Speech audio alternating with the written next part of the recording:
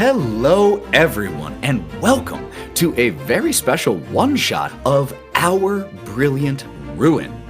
I am incredibly excited to tell this story, and I have 4 incredible people to tell this story with.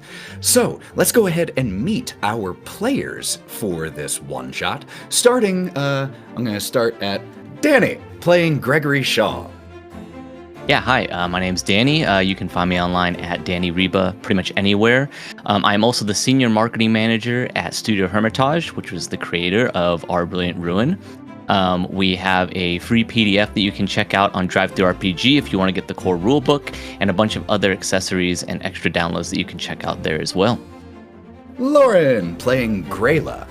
Hey guys, you've seen me, you've heard me, I'm obnoxious, and I have been invited to do this, much to the dismay of everyone here. So, watch as shenanigans ensue. I'm really excited to play Grayla.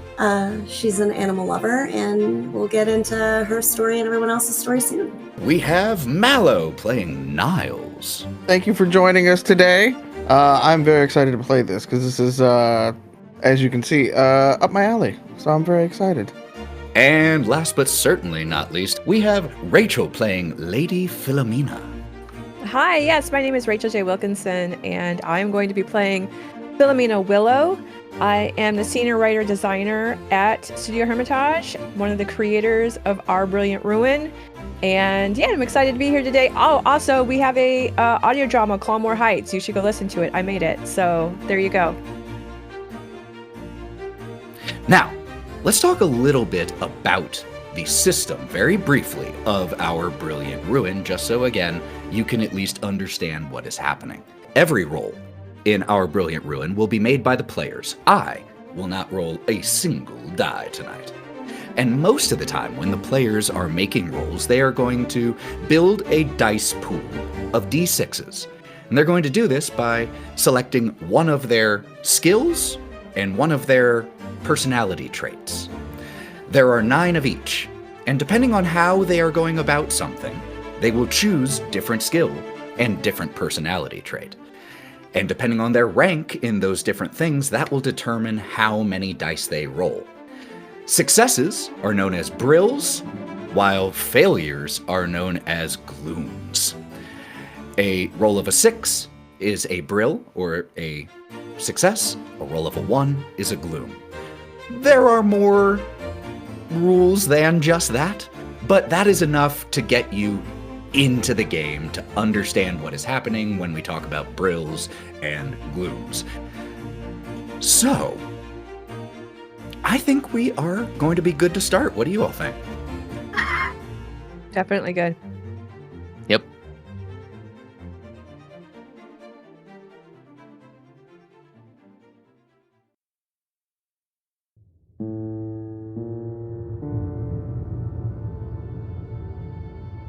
The world is dying.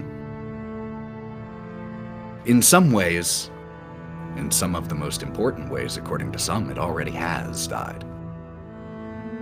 Before the memory of anyone living, generations ago, the light of a distant, dead, and strange star reached our world, bringing with it the ruin.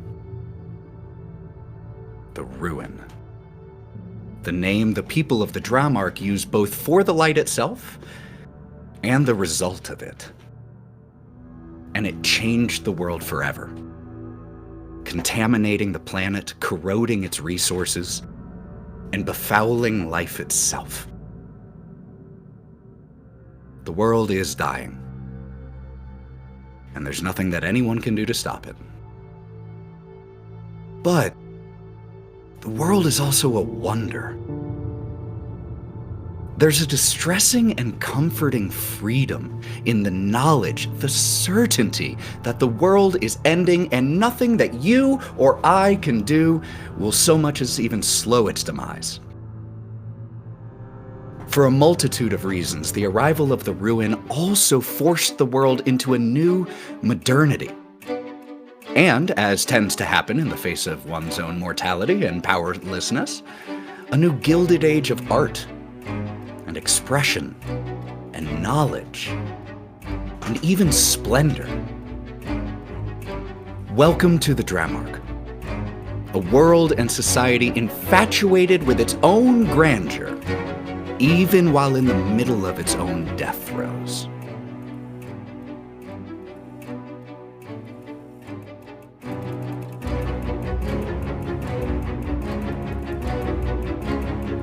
This story is not about saving the world,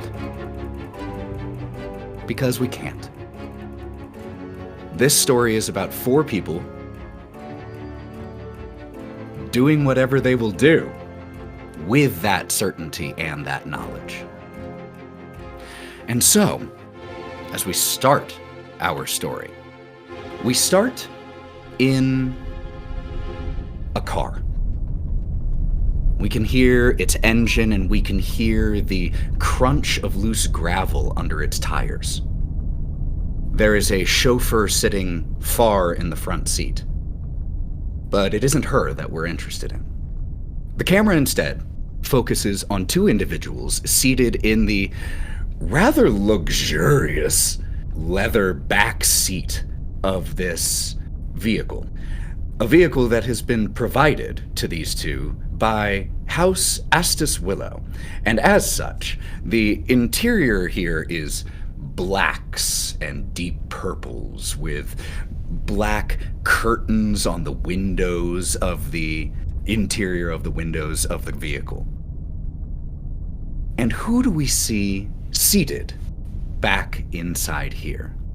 Let's start with the person who is responsible for this car driving down this road in the first place. Niles. Niles is a very thin, sort of waferly man, dressed in a fancy button-down shirt and vest, with a bowler hat on, because he just couldn't be bothered to comb his hair this morning, so he's tied everything back as much as he can. And he is seated with pinstripe slacks that have been tailored, that go into black, as shiny as he could get them boots. And he's just kind of sitting there very listless and very just kind of maybe hungover / bored with the world. And seated also back here, Lady Philomena. Who do we see? Lady Philomena is a little older and is also looking very bored right now. The drive was tedious. And yes, and imagine, I suppose, a funeral director / school marm / aristocrat, something in there, all black. Not looking quite as severe, but definitely has an agenda for being here. And the last thing I would love to know from each one of you, and this is a bit of a look inside of your head, but this is a one-shot. We don't have as much time to slowly get to know these characters. Our Brilliant Ruin has a wonderful thing, part of its character sheet, your epigram. I would love to know what each of your epigrams is. By all means, ladies first. Oh, okay, I'll go first. Yeah, can someone else do this? That is her epigram. Can someone else do this?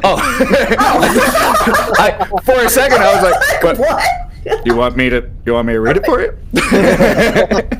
No. Can someone else do it? Yes, that is the epigram. Perfect. Niles is the worst is not that one gets burned, but that the flame goes out. And so as we hear the crunch of the gravel, Lady Philomena, you said you were bored, or looked bored. Oh, yes, wishing somebody else was doing this, but yes. That's perfect. That answers my question for you. So then, Niles, what is Niles feeling in this moment as you begin to approach Crowscroft Manor? He kind of like pulls the curtain just slightly open and all like that, and he just kind of looks out on the very dreary area that they're in and just kind of sighs. It's such a rundown area and stuff like that. He's feeling determined, but also very, very, very upset that he's got to go through this in the first place. And as you pull one of the curtains aside, you can see situated atop a sloping hill. Still a little off in the distance, because everyone knows that the longer the driveway, the more important the person. So you've already been on this little driveway for about 2 minutes, and you still have several more to go before you reach the front of the estate. And you can see, there it is, situated on the hill with meadows and forests surrounding it. Crowscroft Manor, the estate that you specifically requested be transferred into your hands as a member of House Astus Willow to prove yourself and your value to the house.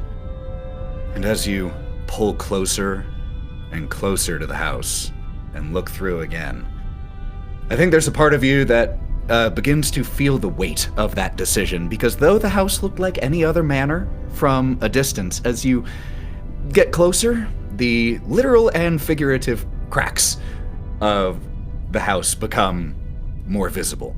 Moss has started to dominate the walls here, and not just innocuous moss that has begun to chip away and eat into the masonry itself. A lot of the wood trimming of this 2-story estate has rotted away. The path that you're driving up gets more and more weed infested. You can see that the barnyard area has been entirely taken over by, or retaken by nature, plants just growing through, in, and out of the stables. This is going to be a lot of work. He will never show it, but in his head, he's just looking at the fact that he's a little bit of like, oh God, what have I gotten myself into? And as the two of you approach, you see 3 figures waiting for you near the front gate of the estate, 2 of whom you recognize and 1 of whom you don't. And so, as the 2 of you still have about 1 minute of driving up the front drive, is there anything you say to each other before you pull up to Crowscroft Manor? Oh, well, wasn't this a nice decision? Yes, I mean, it is unfortunate that we have to go through this, but I promise it will be worth it in the end. I'm going to hold you to that. We will have the fanciest of balls after this. Trust me. It'll be fine. It'll be fine. It'll be great. That's We'll what you throw all keep sorts saying. of things. Mm-hmm. It's unfortunate that we have to go through this in the first place. So, if they would have just understood the brilliance that I bring, we would just be having fun, not sitting here working and fixing up whatever this is. Whatever this is right. Yes. Well, we will make it work. As Niles pulls the curtain back again and looks out at this manor, the camera zooms from the car to the individuals waiting here at the estate's gate. And as I said, there are 3 figures. One of those is a woman, mid-50s, brown hair gone a little gray, that is tied up in a bun and wearing very proper and professional clothing of the League of Glove and Key. But it is not her that I want to focus on right now. It's the other 2. So, Grayla, would you mind describing the first of these, or the second, I guess, of these 3 individuals that we see here? Facing the estate and cocking her head to the sound of gravel coming up the way, you see from behind a wiry, 6-foot-tall woman in ill-fitting clothes. You see cigarette smoke drift out of a scar-laden mouth, smelling distinctly of cloves. As she hears the approach, she turns and takes notice of herself, looks at her clothes and realizes, oh, I have to present myself well. She has an ill-fitting long-sleeve shirt that has pockmarks of several shapes and sizes on the sleeves. She rolls them up haphazardly, and you see matching scars on her arms, probably from working with birds and various clawed creatures. She's got a tie around her neck as well as suspenders down to her sides. She pulls those suspenders up and over her shoulders, straightens her tie, and pulls her long hair back over her shoulder. Takes a big deep breath and tries to compose herself.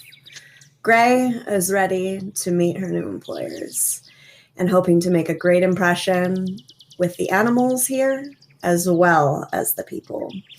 Her motto in life is, we are not above the laws of nature and we should act accordingly. You can see by her loving scars that she's embraced this full force. And the individual that we see next to Gray. So Gregory has he has a flat cap on.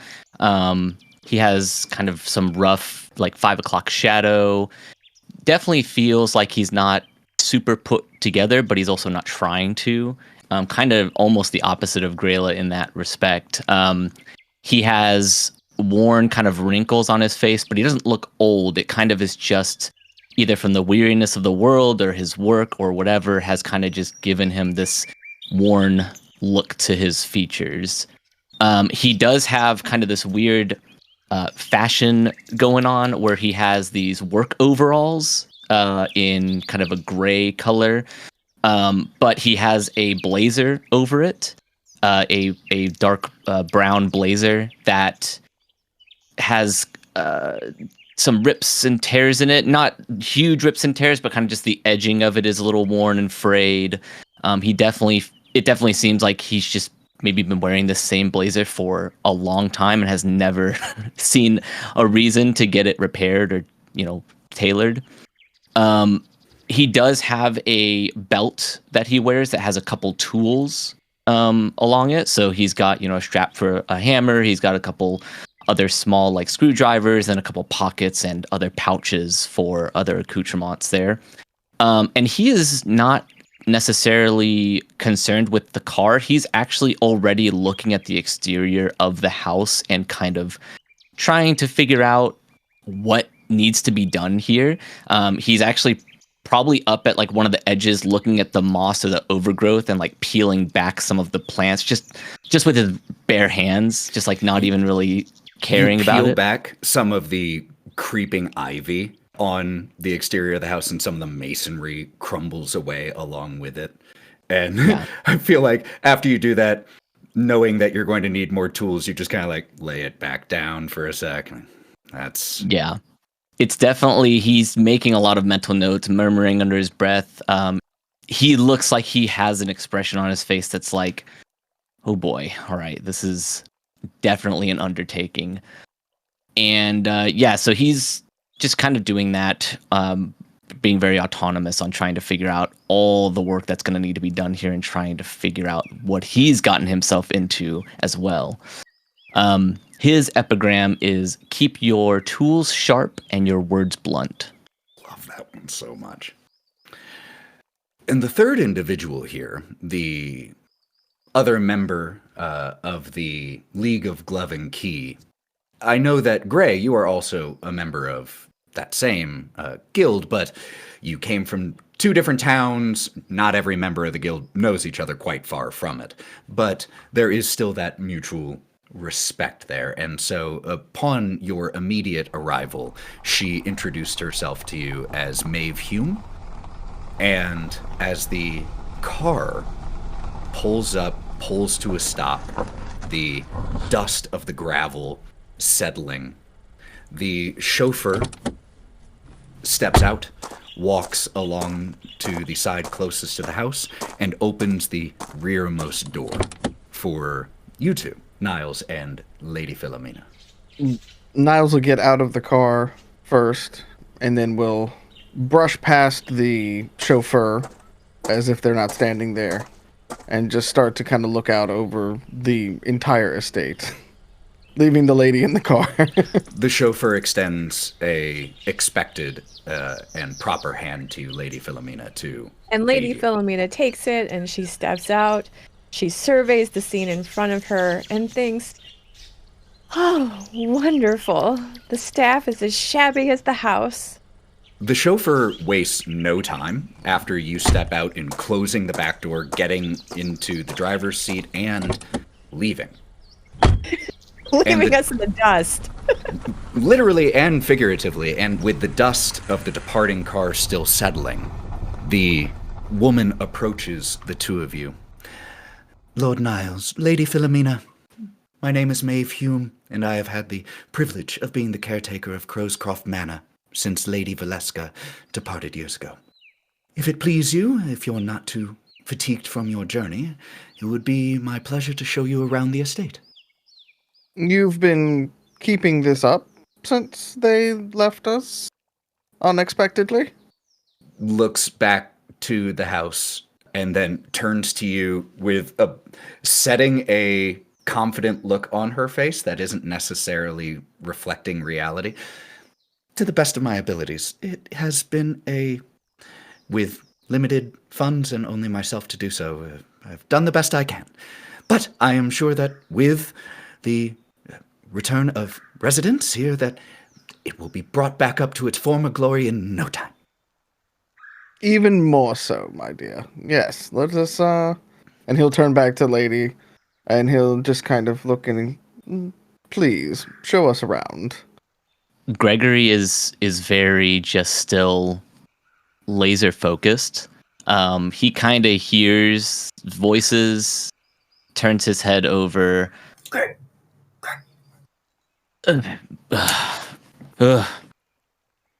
What have you gotten us into here, Gray? I didn't do anything intent. I thought it would be a good opportunity for us to, prove ourselves. Not that you need to do that, but I do. Okay, well, I'll let you take the lead then. Oh no! You do the talkie. I do the. I'm more of a fetch kind of guy, girl, whatever. I'm really nervous. Can you please take the lead on this? You got this. And Gray kind of just puts her hand on your back and just gently nudges you forward and coughs to herself. Good day, lady and lord.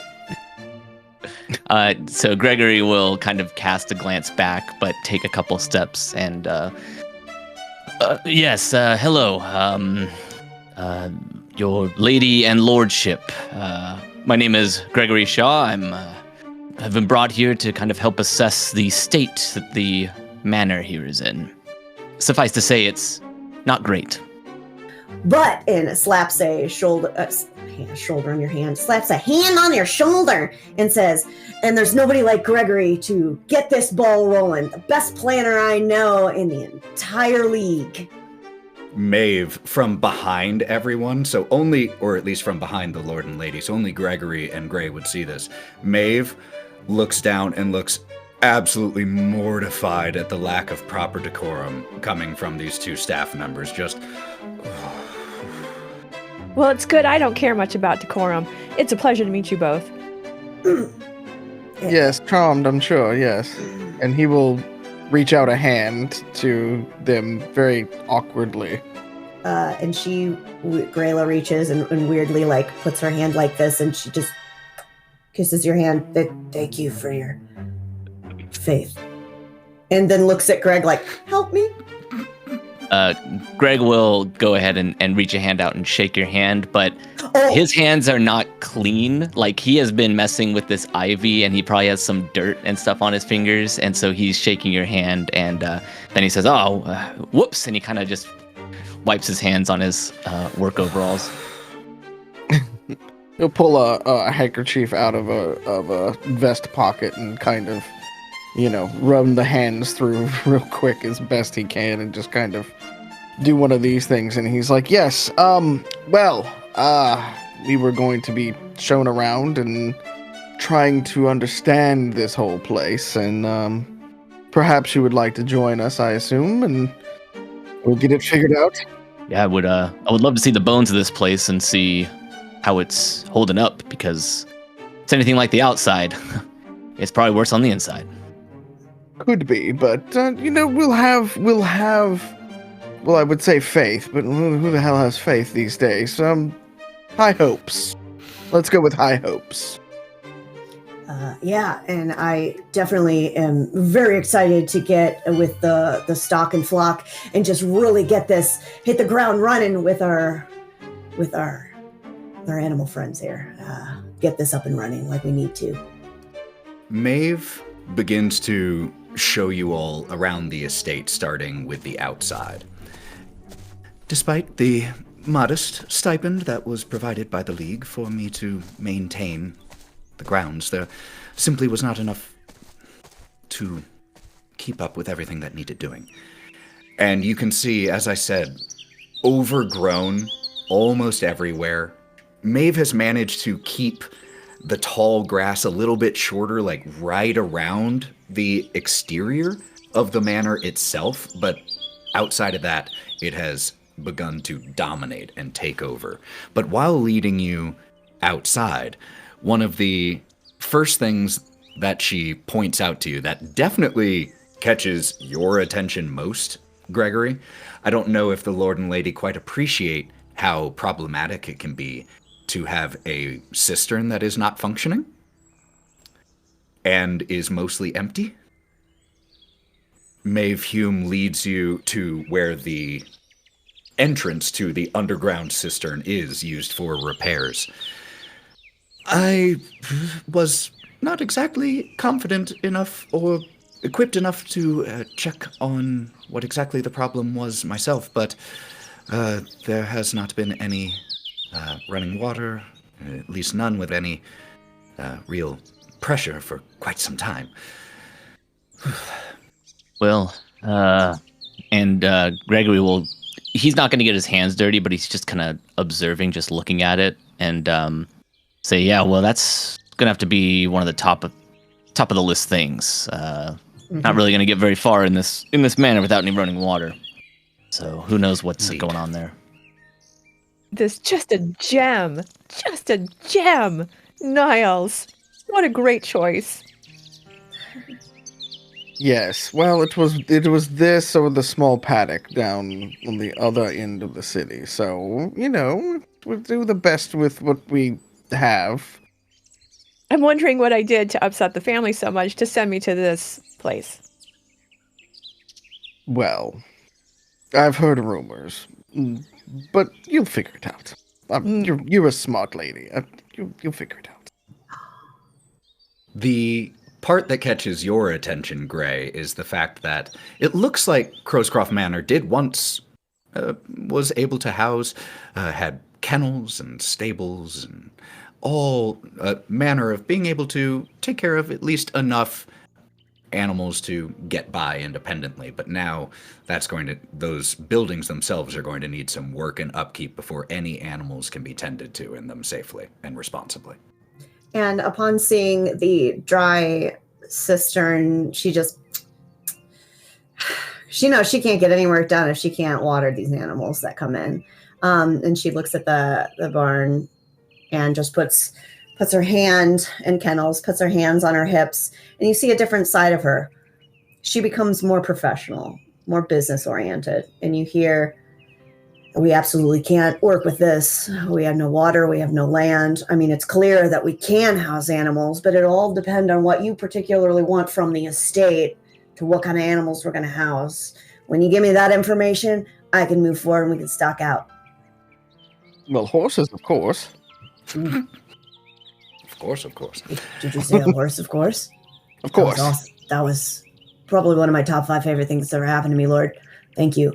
Yeah, I'm going to have to get to work on this. And looks to Gregory. I'm going to have to get to work on this pretty soon. So if you could just give me the to-do list on that, I'll take care of this one. Sure. I'll let you handle this. Sure, there's 1,000 other tasks that I'll have to do. Yes, there will be. And she slaps her hand on your shoulder and then realizes it's a little too hard and just pat that. Maeve eventually leads you inside, and as you step into the estate proper, the creaking wood beneath your feet, the extent to which this place needs work comes even more clear, because as bad as the outside was, inside's worse.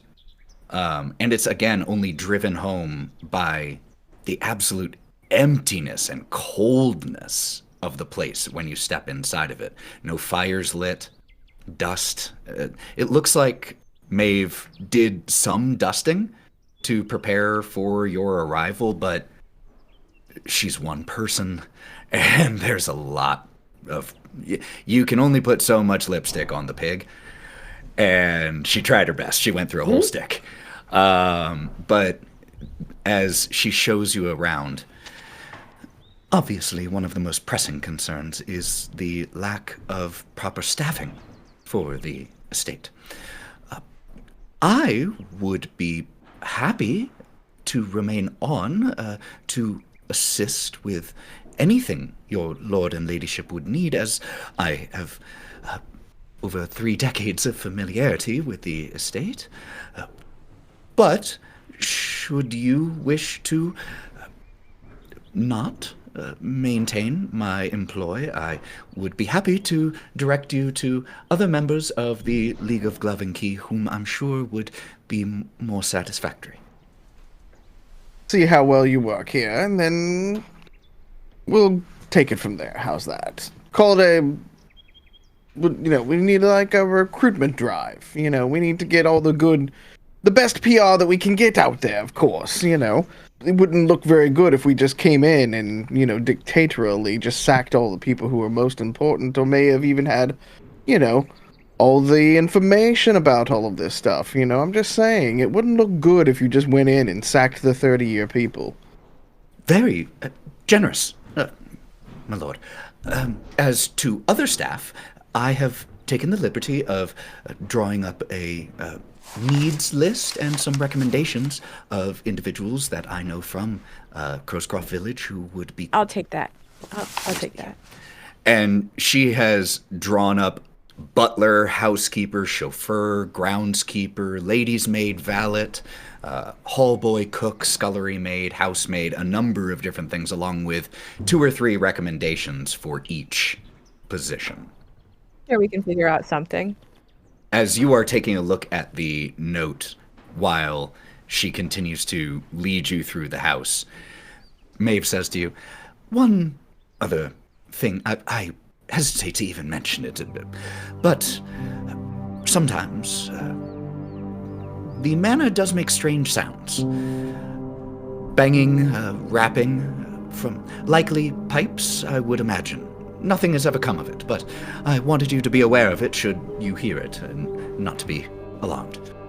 Yeah, it's probably some of the foundation falling apart or crumbling here and there. Probably some of the pipes going bad. Could be rats in the walls. Yeah, could be rats in the walls, for sure. Those were precisely my thoughts. More superstitious or paranoid individuals in the village claim that the manor is haunted, but in 30 years I've never seen such a thing. And if anyone would have, it would be me. Yes. Well, the only thing that will be haunting these walls will be us soon enough. And he kind of looks around. Are we in sort of the main ballroom back in there again? Or is there a ballroom? Let's go with that first. She has shown you around the first and second floor. There is a ballroom. There's the stair hallway, which is the main entryway right after the vestibule. However, this estate is, it's not a bad building by any extent of the imagination. It's just been allowed to become dilapidated. It has a dining hall, ballroom, has a room that looks like it was entirely for the storing of long arms and firearms for hunting. The second floor has a gallery, has a greenhouse solar style room. Once fixed up, you could certainly host some grand parties here now, that's for sure. But as we sort of reach the end of all of this, he just kind of does a big twirl around and stuff like that. It's like, see, Philomena, look at this place. Look at all the things that we get with it. We spend no expense. It's fantastic. Yes, we'll have balls over here. We'll have food over here. all of our people up here, and we'll have a band. Like, this is fantastic. It's fantastic. It's fine. This is great. We can work with this. As you say. As you say. I look forward to you yes, accomplishing it all. We will rise above our station here, and we will show a few people what we are up to. And then they will be envious of what we have built. And he kind of lingers a little bit on the we. If I may, as one of my first, may I take calling cards to the neighbors? Darton Hall and Amstel Manor are not far from here. They would be your closest neighbors. I would be aware for that, but let us get the outside at least cleaned up a little bit. And he reaches into his coat pocket and pulls out it's a linen sort of calling card with red writing and white writing on it and things like that, and hands it over to her.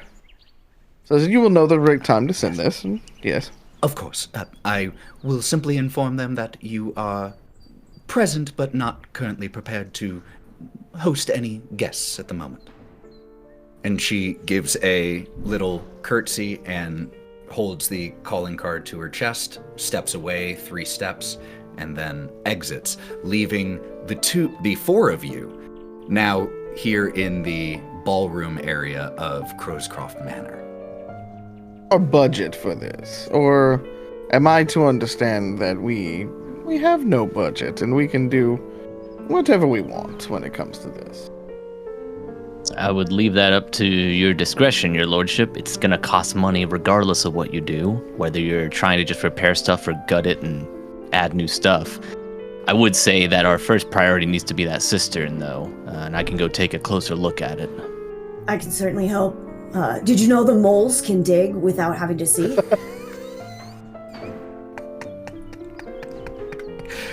I mean, I can help you. Yes. I guess if there are potentially moles around, it would be nice to have you with me. Yes, I have. I have quite a way with the moles. I don't, but I'll learn. I promise. Do you have something for the rats, though? And you see, as you speak to her, she kind of stands up a little straight, and you kind of see that her face flushes slightly. She starts fidgeting with her sleeves. Well, lady, if there are in fact rats in these walls, and she goes and she knocks on the wall, accidentally puncturing a hole. And she just kind of looks in there. I'm not seeing any rat droppings, but I will certainly, and she just gestures to the wall. Take a look at that. And I've got a way to smoke them out. They do not like cloves. And she pulls out just a cigarette and shows it to you. Yeah. Puts it back in her I have pocket. one. Oh, of course you do, my lady. Should you need any extra, I do carry some on my person at all times. And she pulls out a clove and waits for someone to light it for her. And she stumbles forward. She pulls a match from her jean pockets, and she goes to light it and misses it on the first strike. So as you miss lighting it on the first strike, there is a click, and you don't even know how she knew that you pulled out a cigarette, but Maeve is suddenly right next to you and has flicked the lighter and is extending it for you, Lady Philomena. Oh, and she gives Gray just you, goes. Gray, a bit of a glare that you can just read the "don't touch my territory" in her eyes. And she just swallows very audibly and just gently steps away, putting her hands in her pockets and not saying anything further. Thank you, home. Click. Pleasure, my lady. And if we all are, then he brings out a very long, elaborate cigarette holder that just has like a little tiny one at the end of it, and then puts it to his lips expectantly as well. Very industriously and happily lit for you by Maeve. Thank you, my dear. When shall we begin interviewing some of these folks that you have on your list? I can arrange meetings at my lord and lady's earliest convenience. He looks back at the other two of you. He goes, well, they're going to need all the help that they can get, unfortunately. So, yes, let us set up a Do we have a table or something we can do? We can talk with people. Do we do this sort Oh, of we thing? don't want. I don't want to talk to any of these people. Let's just have them do it. We have this list. I don't know who any of these people are. That seems fine. Let her do it. Fair enough. Go forth. Go forth. Spare no expense. Get us the best that you can find. Only the best. Thank you for your trust, my lord and lady. I will see to it immediately. Are there Oh, any... but I should say, if I don't like any of them, it will be your fault. Of course, my lady. Naturally.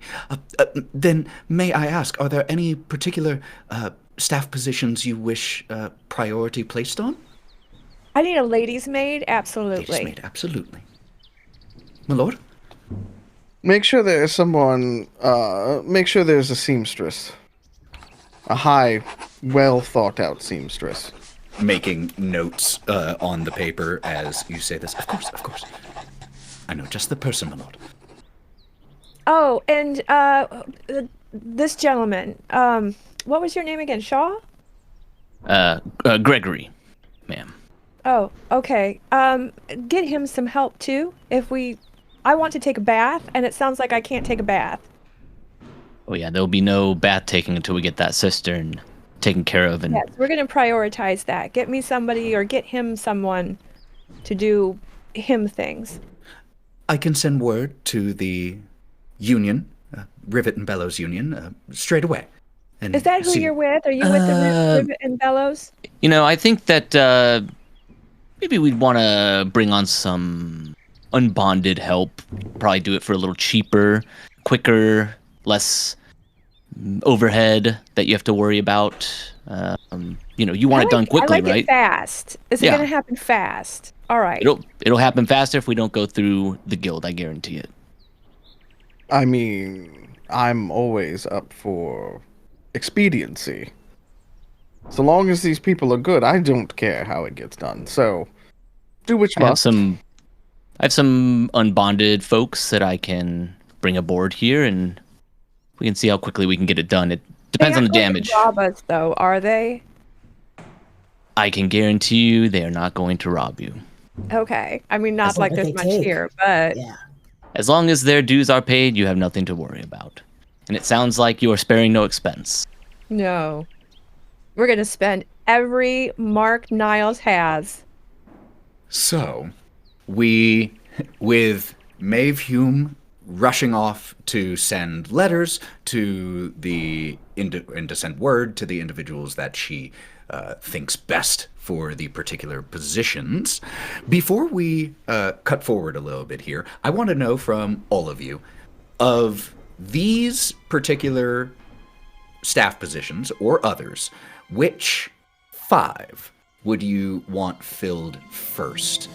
Butler, housekeeper, groundskeeper, scullery maid, chef, valet, which would be the equivalent for you, Niles, of the lady's maid, chauffeur. I would say groundskeeper. Yes. Because how else are you going to feed everybody? You know, I mean, we need to make things look pretty. We need to get stuff in the ground. We need to get moving.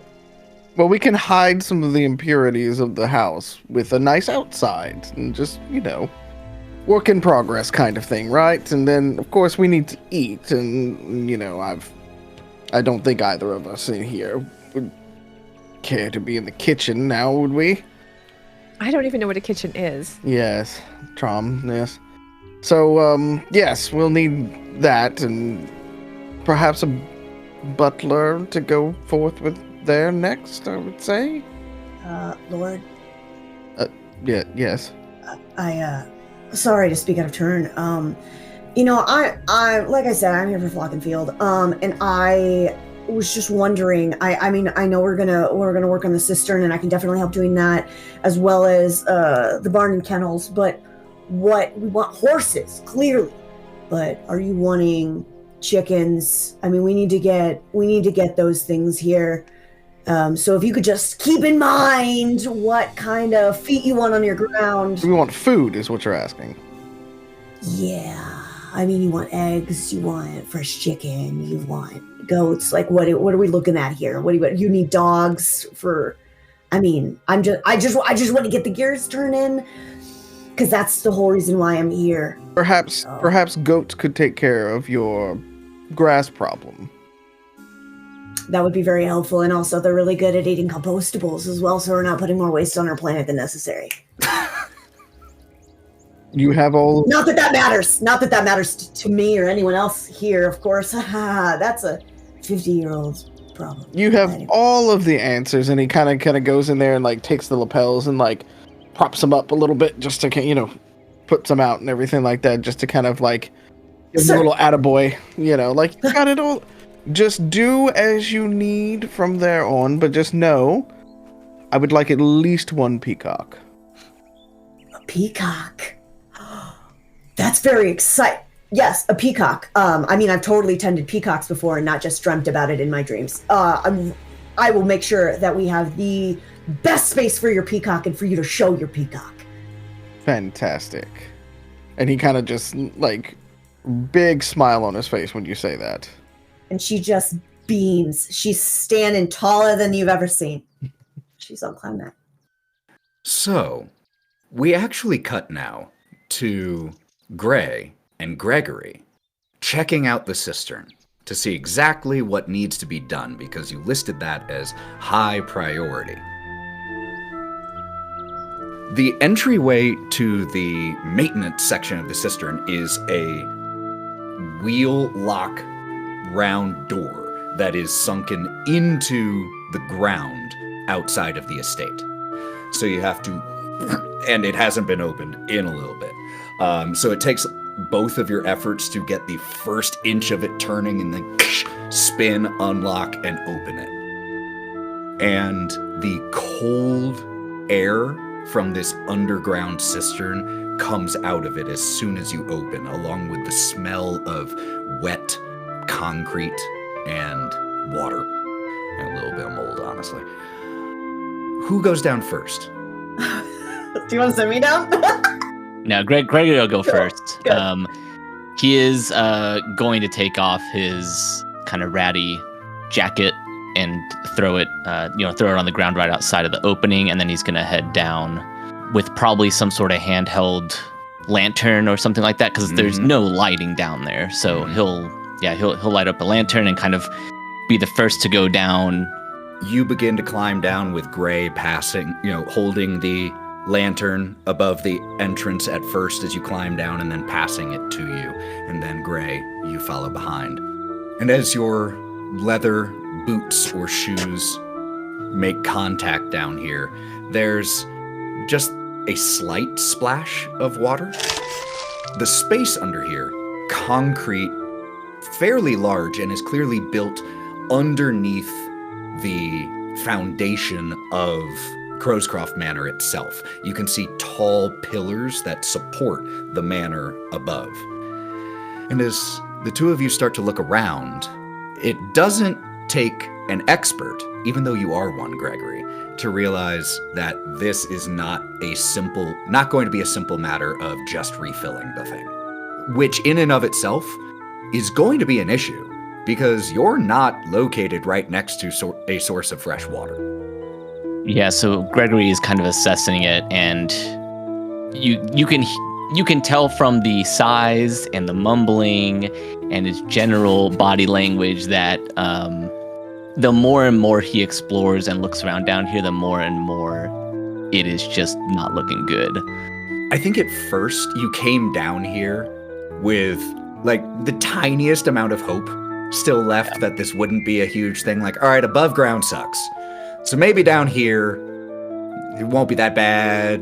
And when you look at first, you're like, okay, it's empty. No problem. That's going to be a pain. But you start walking around more, looking more closely with your lamp, and you find a number of hairline cracks in the cistern, but then you find two particularly deep, jagged ones. And you are immediately certain that in its current state, you could fill this with as much water as you want, and it would slowly seep away. Well, Gray, I don't have great news. This is a lot worse than even I was assuming it would be.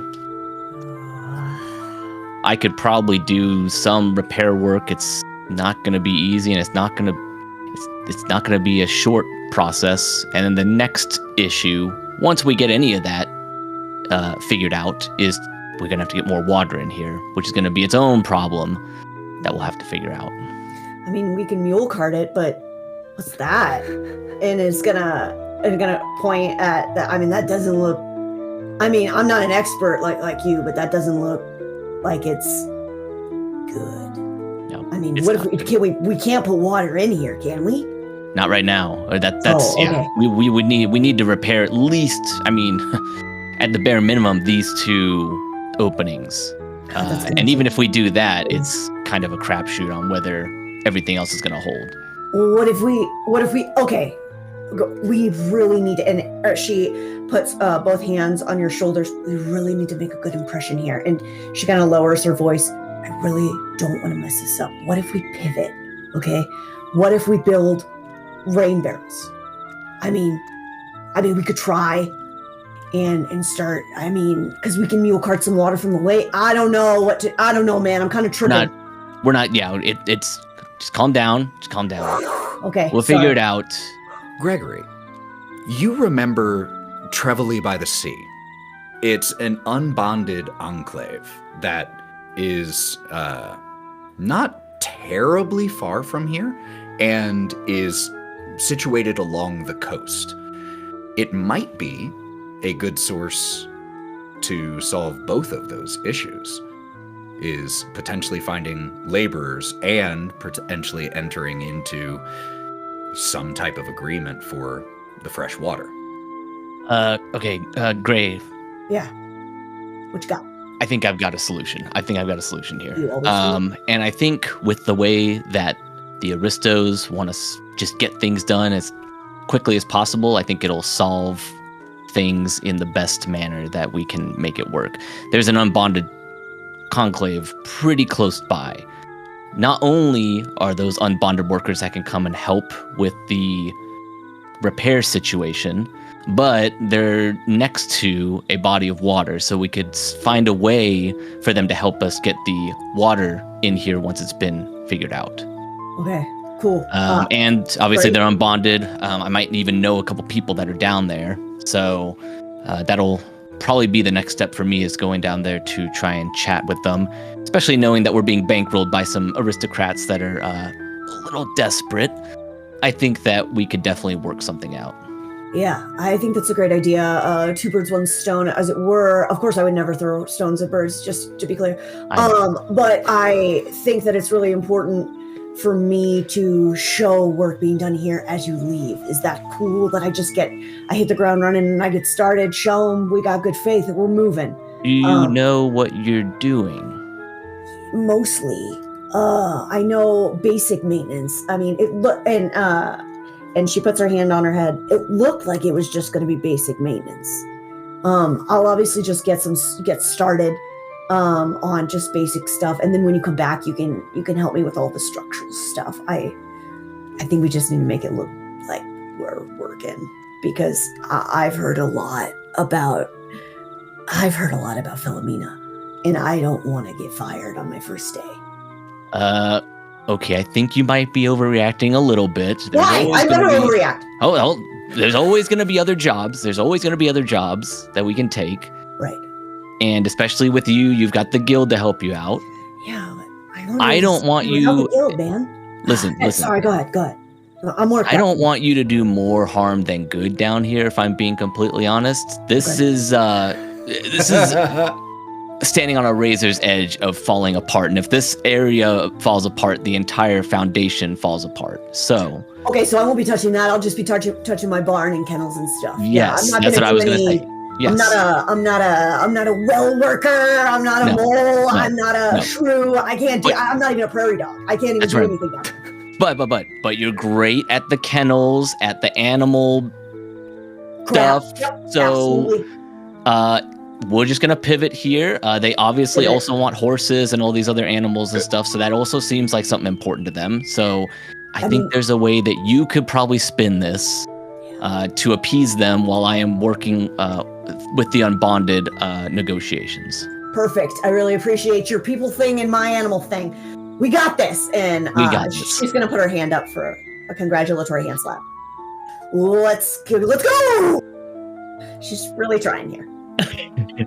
As Gray starts to climb back up, leaving the lantern with you. Question for you, Gregory. Are you trying to do any work down here right now yourself? Or are you just making note of what needs doing and waiting until more hired hands are brought on? I mean, Gregory obviously knows, how to fix things up. This job seems out of scope for him to do in a reasonable amount of time, but he probably will work on some really small things here and there, right? Like maybe not patching up the big holes, but maybe some other foundational issues. Ones. Yeah.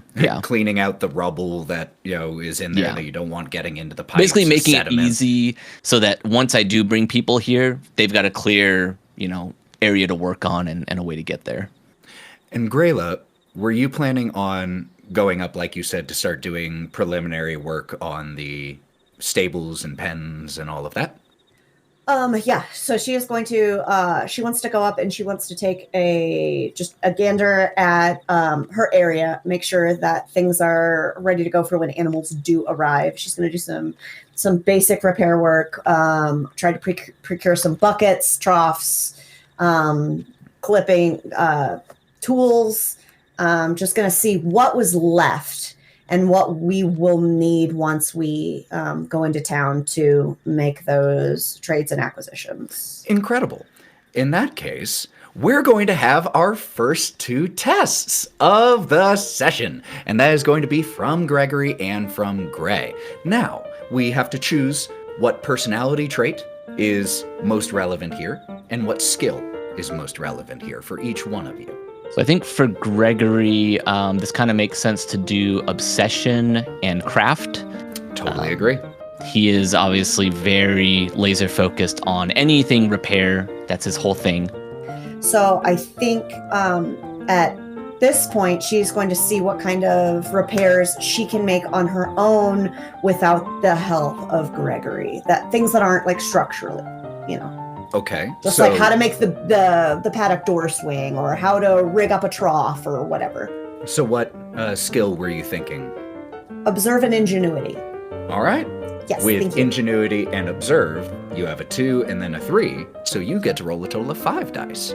And remember, unless you're invoking passion, the only results we care about are 1s and 6s. Anything that is a 2, 3, 4, or 5, just pull aside, it's not relevant. I got 2 brills and 1 gloom, so that's going to be a success. That is a success. 1 brill, 1 gloom. That's still going to be a success, though, because you didn't roll more glooms than brills. So, Or even.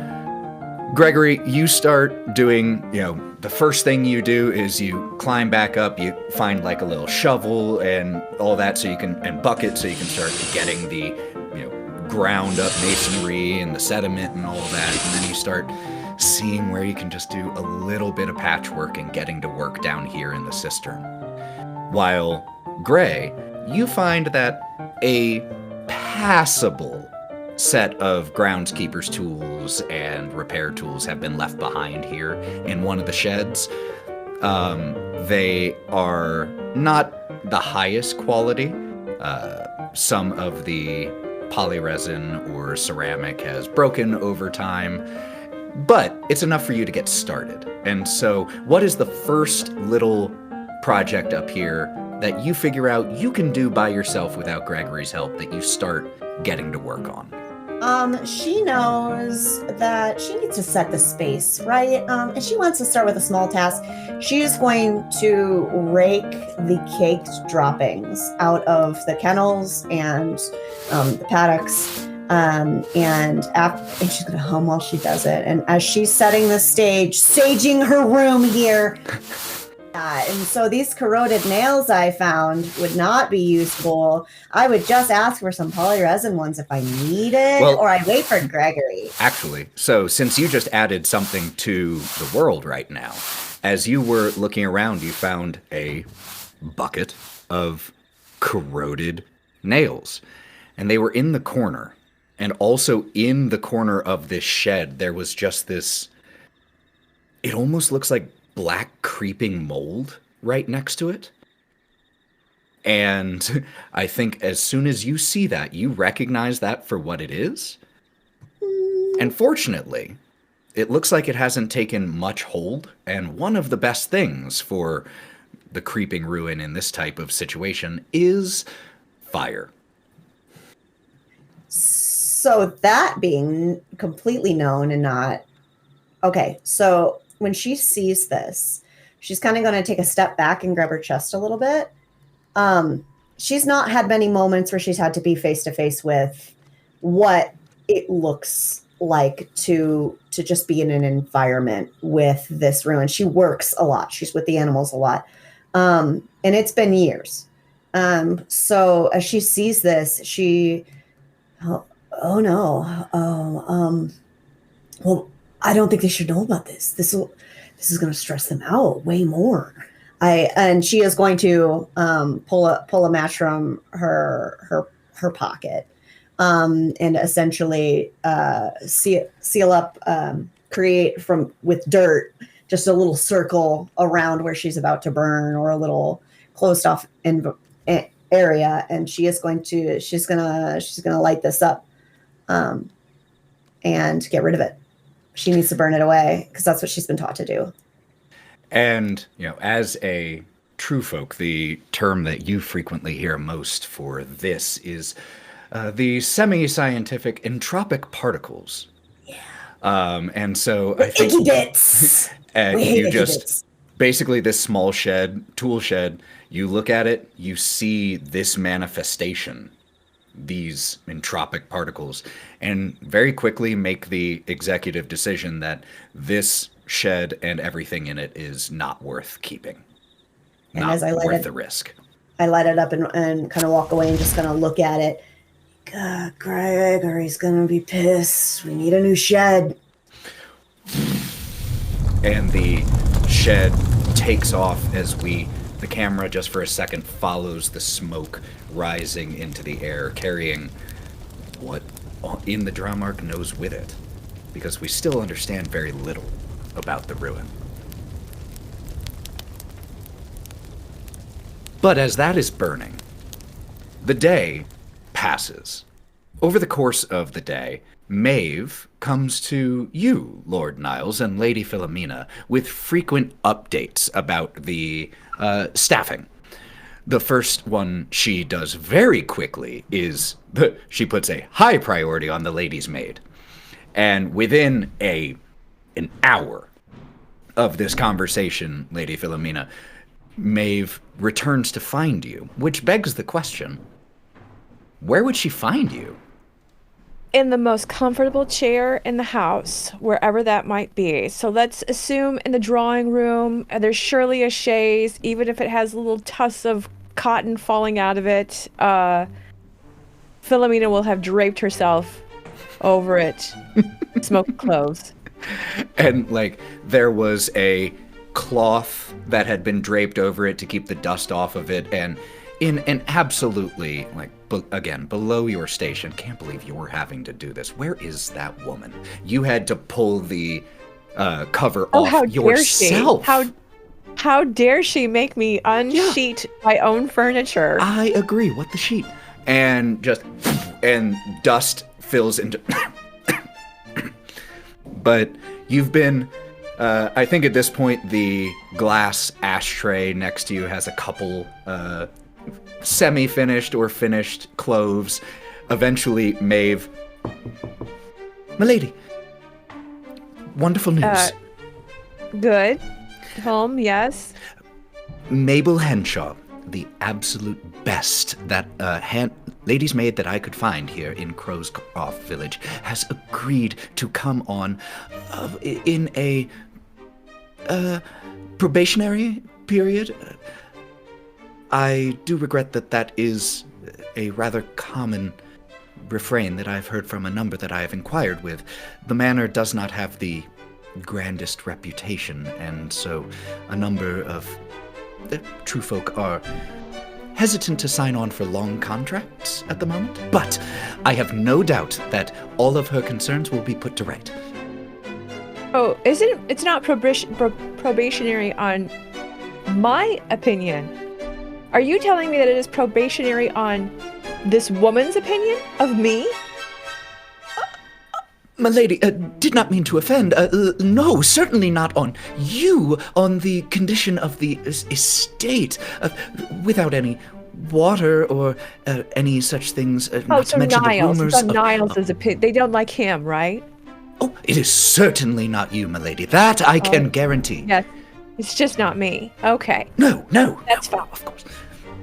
So, she will be here by the morning tomorrow. I have also heard from Edith Pargetter, the seamstress that Lord Niles requested, and she too has agreed to sign on. Probationary, though. Yes, milady? I see.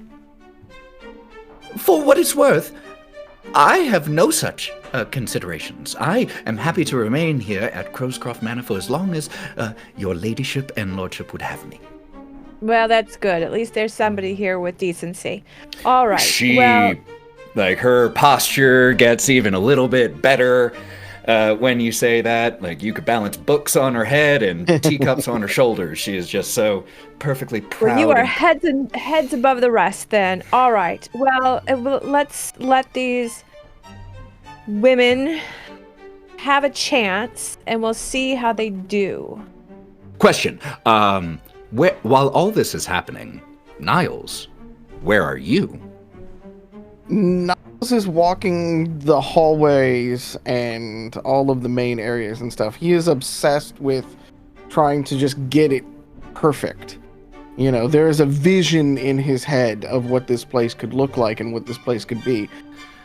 About an hour after this report from Maeve, with, I would imagine, Lady Philomena still continuing to just while away the boring, tedious hours, and Lord Niles walking the halls, seeing the vision of everything that Crowscroft Manor could be, there is a ring at the door.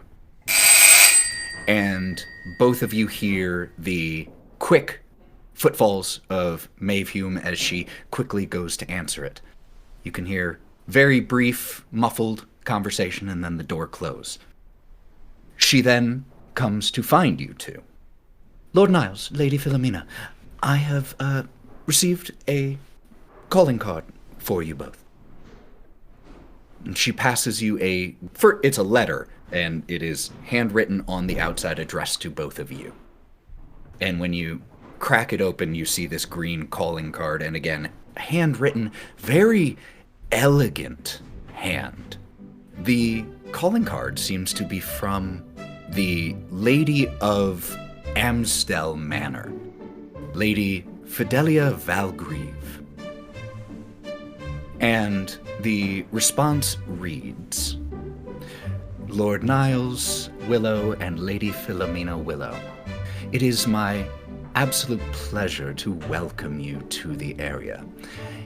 It would be the height of bad manners if I were not to invite you to a dinner that we are hosting at Amstel Manor this evening. We would be gladdened by your attendance, though should you be otherwise too occupied with the labors of Crowscroft Manor, we would understand. And then with a flourishing hand, signs off, along with information about the time and everything, which would be in about 3 hours that drinks would be. The invitation did welcome any members of your estate.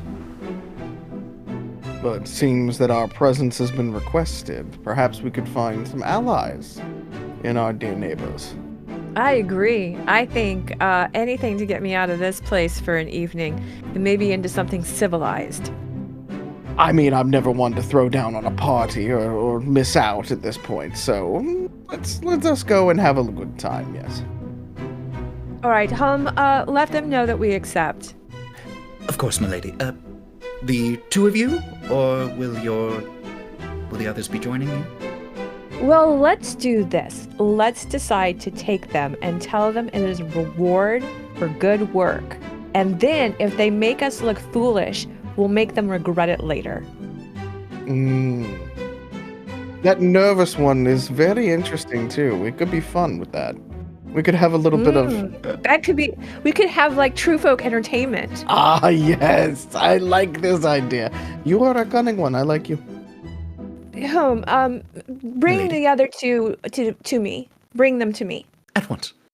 Excuses herself, and the two of you, Gregory and Gray, are quickly found, just with her shouting down into the cistern, her voice echoing, informing you that their lord and ladyship demand your attendance. I should probably watch this burn. It's not burning anymore. I should probably watch this. I'll look over it.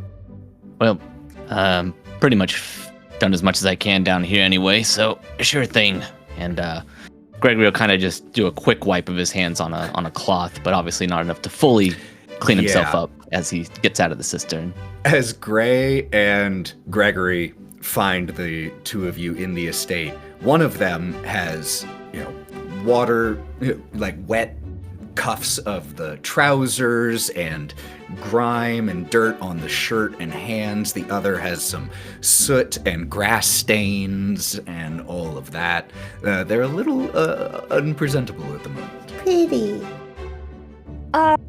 Shaw, Gray, right?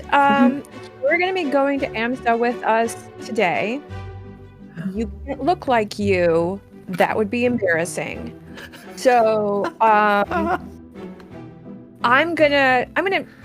we have a phone around here? Is there some sort of phone I can use? Okay, so I'm going to call in for my stylist and wardrobe couturier, and I am going to fix this, whatever this is. Oh, I left my blazer in the backyard. I could probably just throw that on. No, if it's touching grass, I don't want it on your body.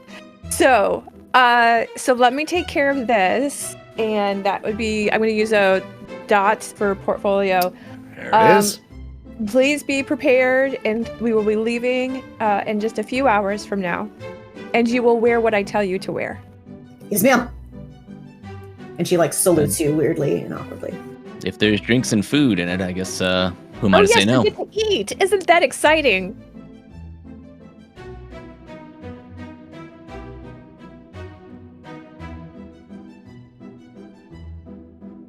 We pick up just about 2 hours or so later, giving you an hour to make the trek to your neighbor's estate via vehicles.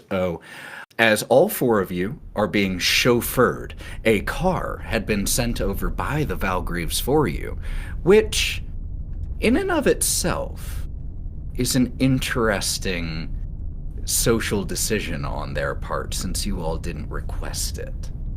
And there are certain implications that are carried within that executive decision from Lady Fidelia to send that without you all even having to ask for one. So she's already formed certain opinions of you, clearly. But with the four of you here in the back of this vehicle, Lady Philomena, you said that you were acquiring clothes to make Gray and Gregory a little bit more presentable. So I would love for you to describe how each one of them is now dressed. Start then with both of them together, because what we have done is we have also put them in the Astus Willow purple and black. So they now do not have their own colors. They are colored like us. And for Gregory, we've put him in a little bit of a livery.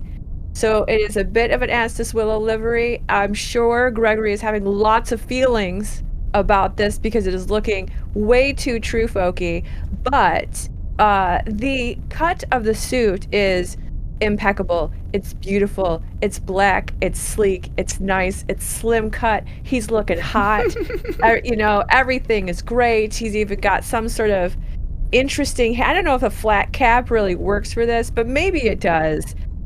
Maybe we've upgraded the fabric of his flat cap, and so he's looking pretty good. Like, the only thing that he has to sort of eat dirt on is that there is this touch of Astus Willow that suggests his former bonded status that he may not appreciate. Gray, on the other hand, is in a beautiful lavender dress. It is not made of delicate material. It's sturdier material, more like a wool. But the best part of her outfit is this little half cape that comes around. And so, yes. So she's seen spinning around, but she also has a bit of a hat with just like a little simple single feather coming out of it. Let's make it a crow or a raven's feather or something like that. But very minimally designed as far as flair, because how dare they look better than us? But there is definitely class and style. And speaking of not looking better than you two, let's have you continue, Lady Philomena. How are you dressed for the evening? So let's go with like a jewel-toned purple, and we'll add some pearls to it. This does have delicate material. This does have some silks. This has some lace trims. It's very stylish in funeral parlor chic land. So think of maybe something like a high lace collar and some interesting puff sleeves. But it is just a little old, but like hot grandma old. And it's just like a little bit like we just squeaked into the Edwardian era rather than Victorian, but it has a little bit of that, like, what was, something in your grandmother's closet that's amazing now because of it. That's the vibe we're going for. He's very, very flowy, with a long black. He's with a long black coat over top of another coat and vest, with a purple with these kind of filigree sort of shirt similar to the one that I'm wearing here, with like a fleur-de-lis kind of like pattern overside of it. So you've got the purple and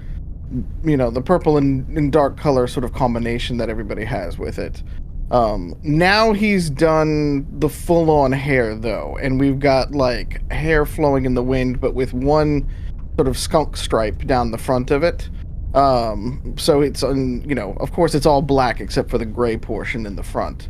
And he's got his cane with him at this point as well.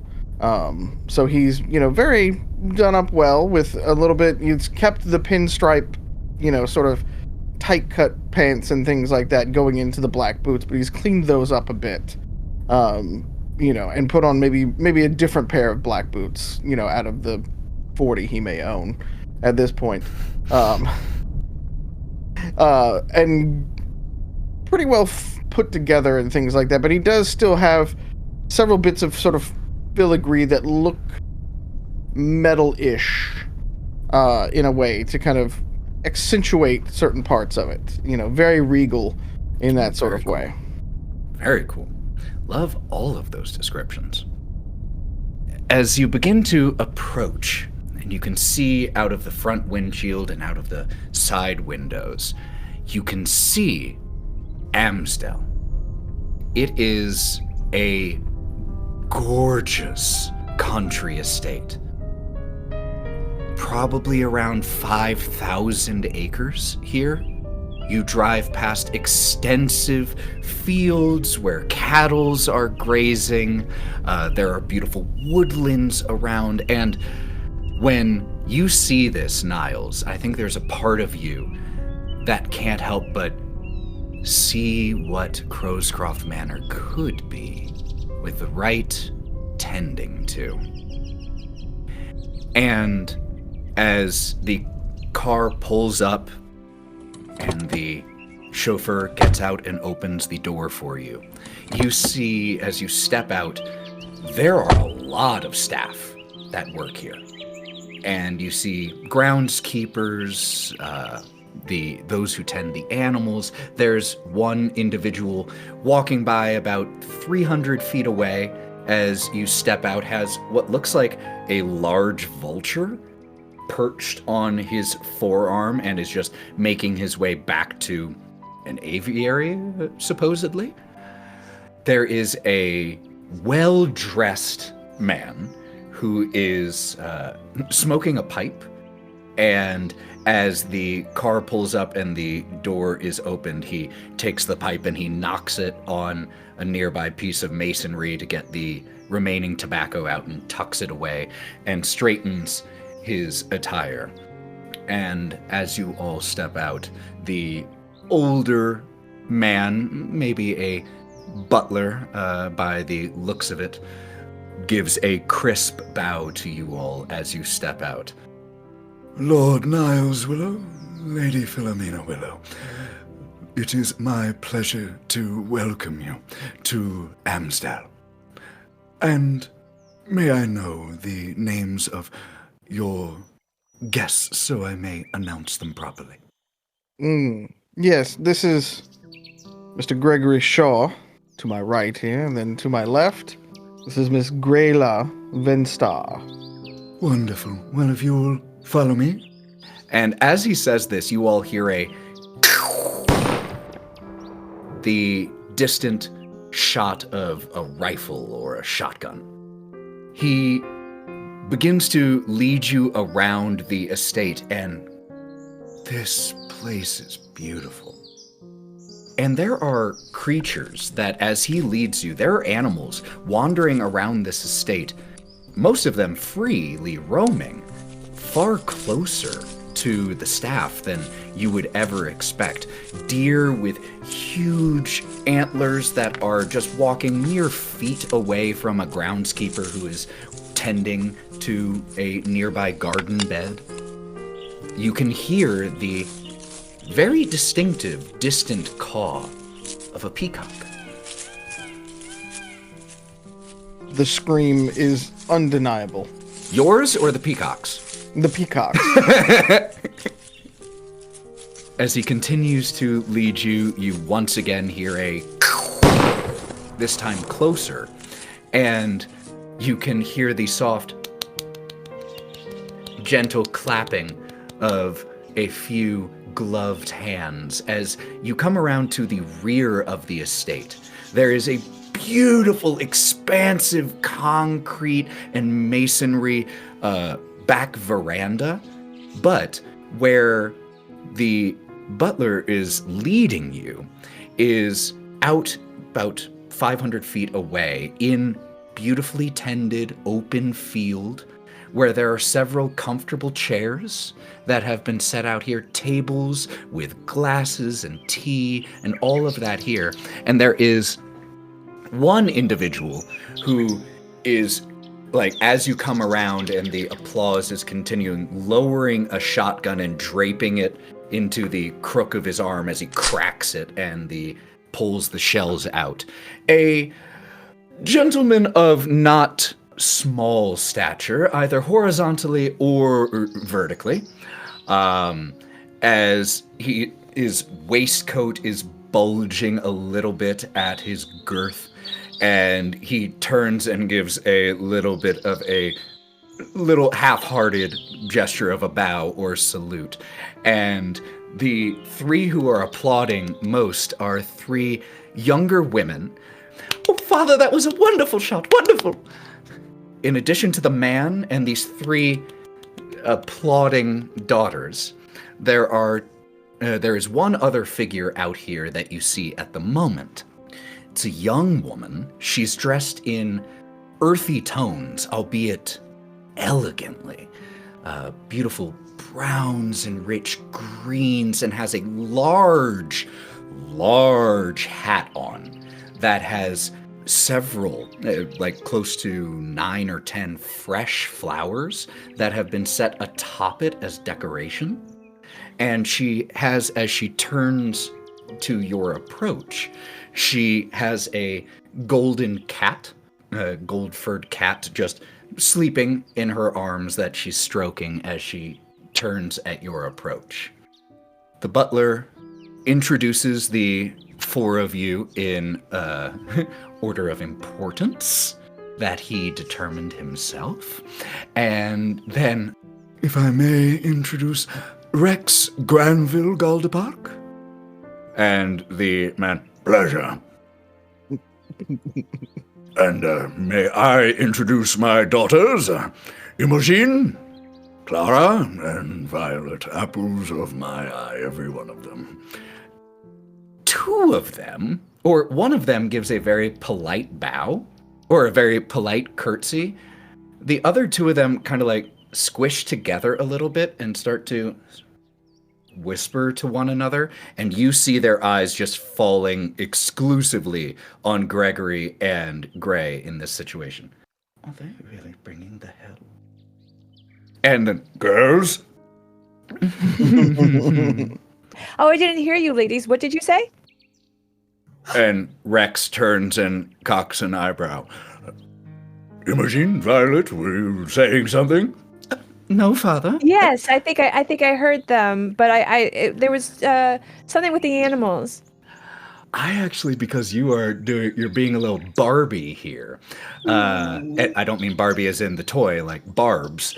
I would love a roll right now. I was going to say I'm ready to roll on this one. Just to see exactly how detrimental you are here. So, in this little social, quote unquote, social I'm conflict going to go moment, with loyalty because they're my people, right? And I'm going to go with express because we're talking about something. Okay, let's absolutely do that. So how many total dice is that? Oh, 5. 5. Wonderful. Yes. Okay. 5. And I have got 2 brills, no glooms. Whoo! Big success. Not quite a triumph, but big success. So when they at first say, nothing, Father. Girls, don't make a poor first impression. Apologies, Father. One of them steps forward meekly and gives another small curtsy. I was simply surprised at the generosity of our new neighbors to include members of their staff in their dining plans. So modern. Isn't it quite progressive? Indeed. As this little exchange is happening here, the voice of the butler.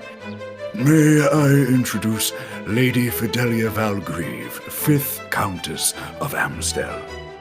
And a woman who, to describe her as appearing ancient, would be a kindness. The fact that she is still held together is honestly shocking. But dressed fairly similarly to the younger woman who was introduced as Tessa Valgrieve, the other one with the large flowery hat. This older woman has an even larger hat with fewer flowers on it, but bigger ones. And she is dressed in a light green dress that comes up to the neck and frills out, has these green circular earrings on lace that puffs out, and walking alongside of her looks like one of the groundskeepers. And even as she's being introduced by the butler, she's not paying attention to any of you right now. She's finishing talking to the groundskeeper. So ensure that it is finished in proper order. Thank you. And he goes scuttering off. Oh, did I miss my introduction? And she steps forward. You must be Lady Philomena. Pleasure to have you at our estate. Thank you for honoring us. Well, thank you so much for the invitation. We are just delighted to be here. Lord Niles, I have heard good things about you. Oh, but of course, sir. I am chuffed to believe that someone of your stature knows of me and knows of our wonderful, wonderful estate that we are building just near to you. We will be neighbors. How wonderful will that be? Indeed. Well, drinks.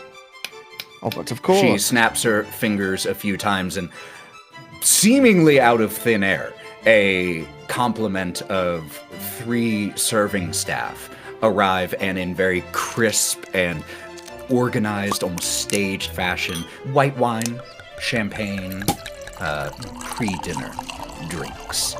As Rex grabs a cigar and clips it, holds it up to his mouth, waits for about 4 seconds, and then finally one of the serving staff sets down the tray that they were carrying, pulls out a match, and lights the cigar. Big puffs. Any of you sportsmen?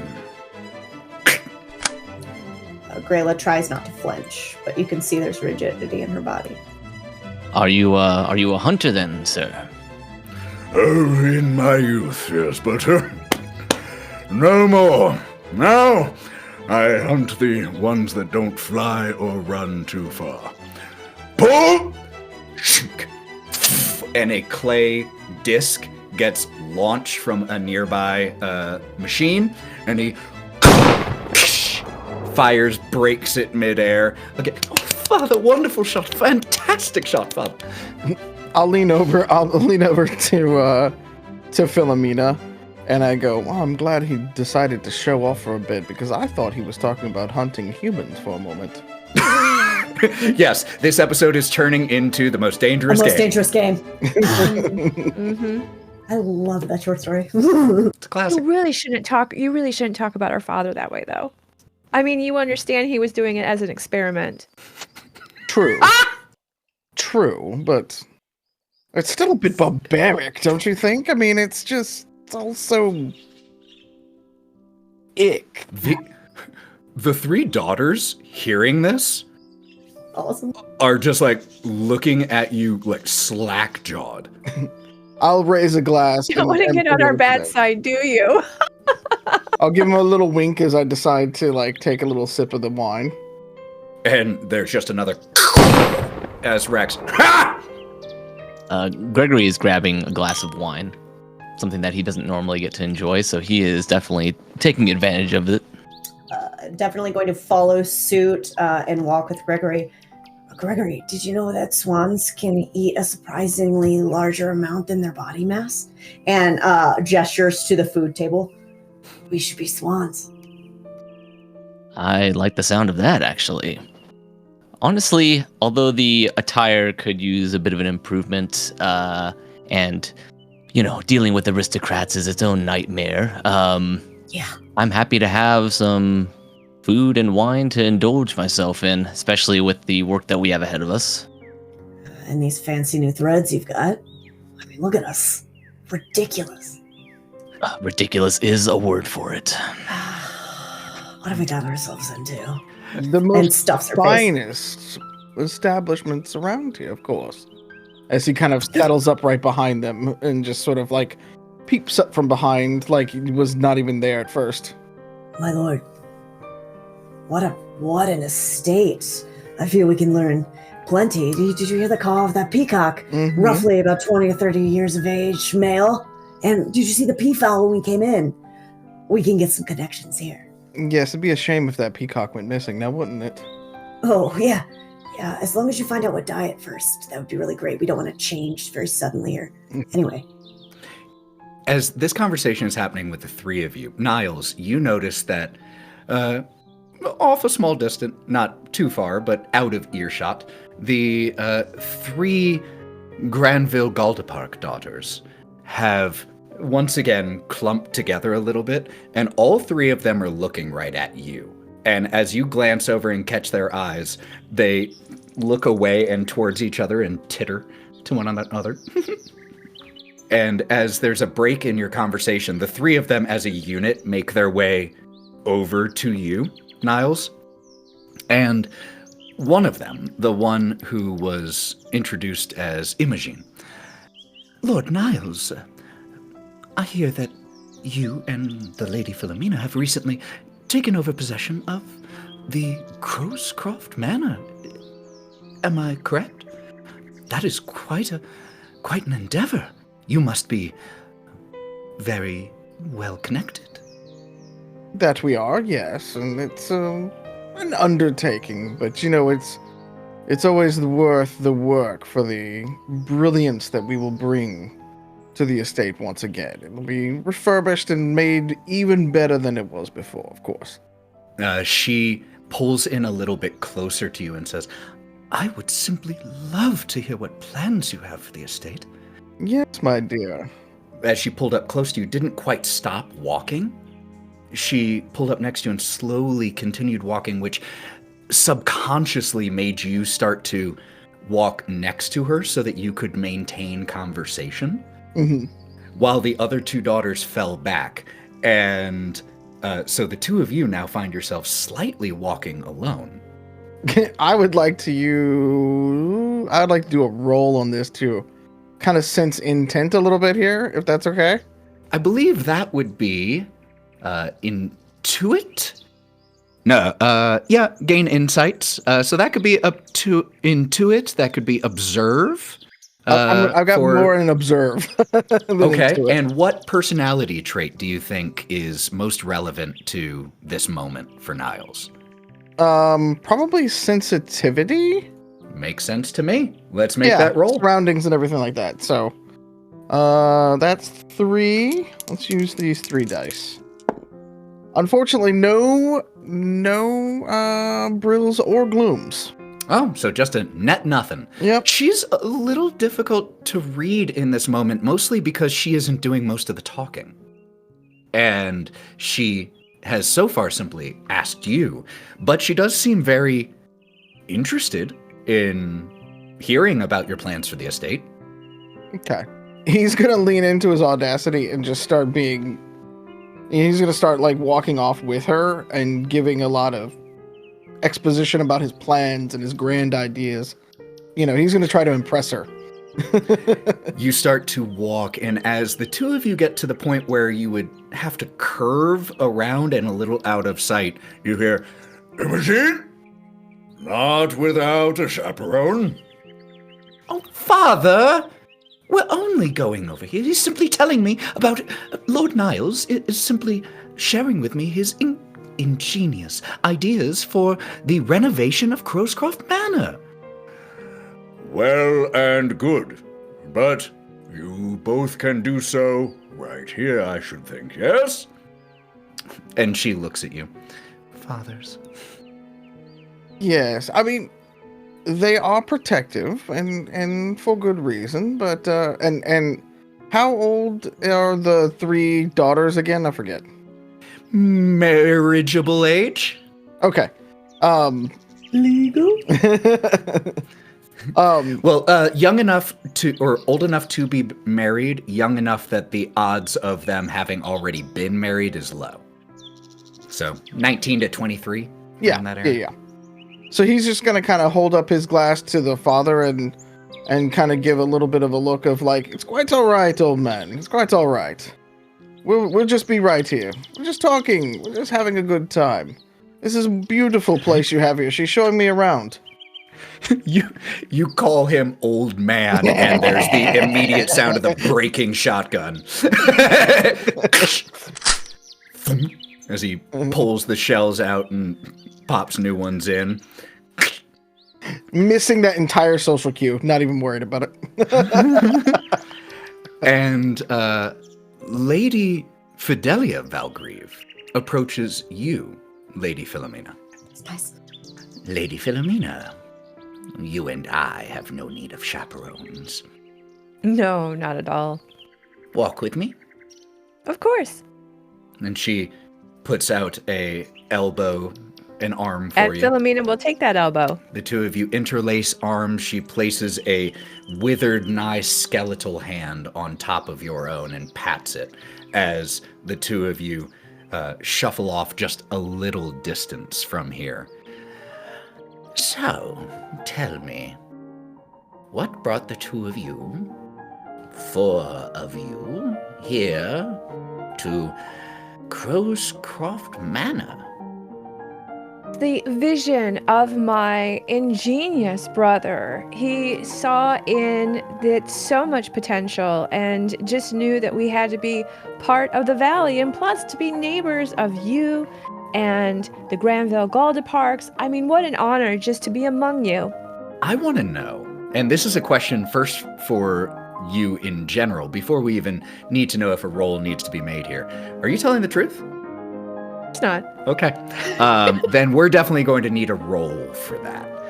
Yeah, we'll do another loyalty plus express. Okay. This is called talking sheet for the family. I love bootlicking. Oh, let's see. Was that nothing? Oh, that was nothing. I got nothings across the board. I got a whole board of nothings. Another lot of nothing. And Yeah. So you say this. Oh, indeed. Well, I knew the previous occupant of Crowscroft Manor, though it has been some time since I last laid eyes on her. Did Lord Niles and yourself propose to House Astis Willow that you become its new overseers, or was it their idea for you? Oh, I believe that we understood that the property became available, perhaps through a broker, perhaps through the family. I'm actually not quite sure. I'm not one for details like that. We leave that to our people. But Niles did take advantage of the opportunity when it was presented. Well, I wish the two of you more luck than Countess Valeska. She never had it in her for the rough and tumble nature of country life. Oh, and she stops for a second. I did not even compliment your fashion sense. This dress is stunning. Did you make it yourself?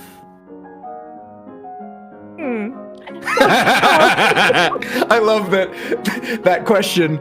Totally innocuous in certain settings, and then in others, like, you bitch. I did with my money.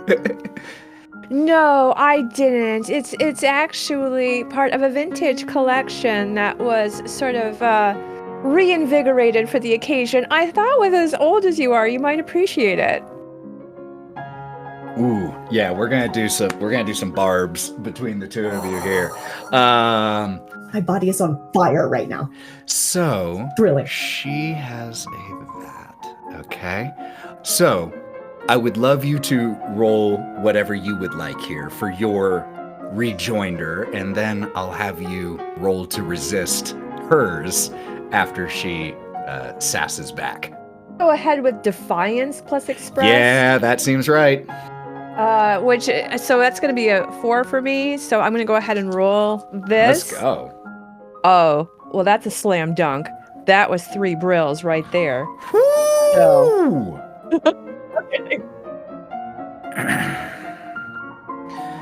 Indeed. Well, leave it to the youth to reinvigorate that which was discarded so long ago. And so now I would love you to roll to resist for this.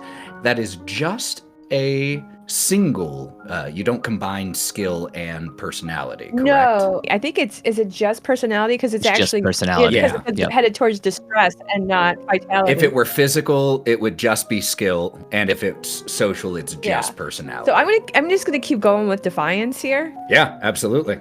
I got one brill and a nothing. So I mitigate one of her. Yep, so you will take one more from her, 1 distress, but you dealt 3 back to her. And so with that final comment, she seems content to take her losses. She's satisfied to get the last word. That's Mhm, fine. mhm. Fashion always comes around. So excited about it. Mm-hmm. She turns back towards the group with you, again, hand still on top of yours, but it's gone from a little like that comforting grandmotherly hand to keeping you there as she turns and having a little bit of physical control over you in that moment and turns you back to face the group. It is always wonderful to see such varied folk come together to enjoy drinks and an evening in what can still sometimes feel like such dark times. These two that you brought along with you, have they been with your family long? Oh, yes, they have, in fact. They have been such wonderful helpers to us. We thought it was only good to have you understand what good help looks like. Well, I think we are doing quite well on that front, but if you have any connections that you would recommend, I would be happy to listen.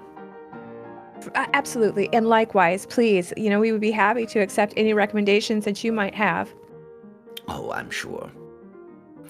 And the camera will cut to Gregory and Gray, who the other two daughters, after Imogen scurried off with Lord Niles, have approached the two of you. And one of them, the one who was introduced as Clara, approaches you and, with absolute lack of decorum, "So, what should we address you two as?" Gregory is like in the middle of stuffing like an hors d'oeuvre in his mouth. Oh, well, you could probably do sir and madam. It'll be fine. I answered anything, so whatever works. Violet, who has a bit of auburn hair, curls going down past her shoulders, pinned back a little bit underneath the hat that she's wearing. "Is this your first time on an estate such as this?" Yeah, it's pretty big. Probably the biggest estate that I've seen. Same. I've been here a couple times before, only to see some tended fowl that you guys have here. Beautiful collection, by the way. Oh my gosh, just beautiful work, reputation, huge. But it is the biggest estate I've personally ever seen. As this conversation is happening, the two ladies who had been off return just a little bit generally to the area so that everyone is still within earshot of one another. Lady Tessa Valgrieve, the one holding the cat, from the seat where she has returned and is stroking the cat, says, "Oh, if you think that this estate is something, you should see the Granville estate nearby. As a matter of fact, if memory serves, are not the Granville Galderparks throwing a ball soon at Darton Hall?" I totally know that.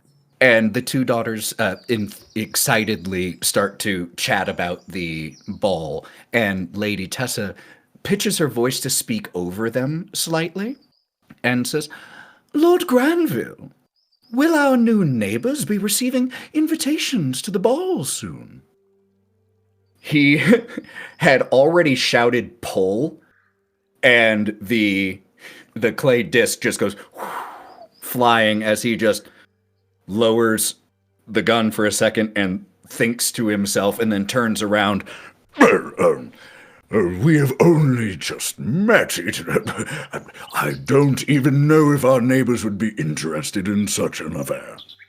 We would love to come. "Oh, Father, yes, you simply must invite them."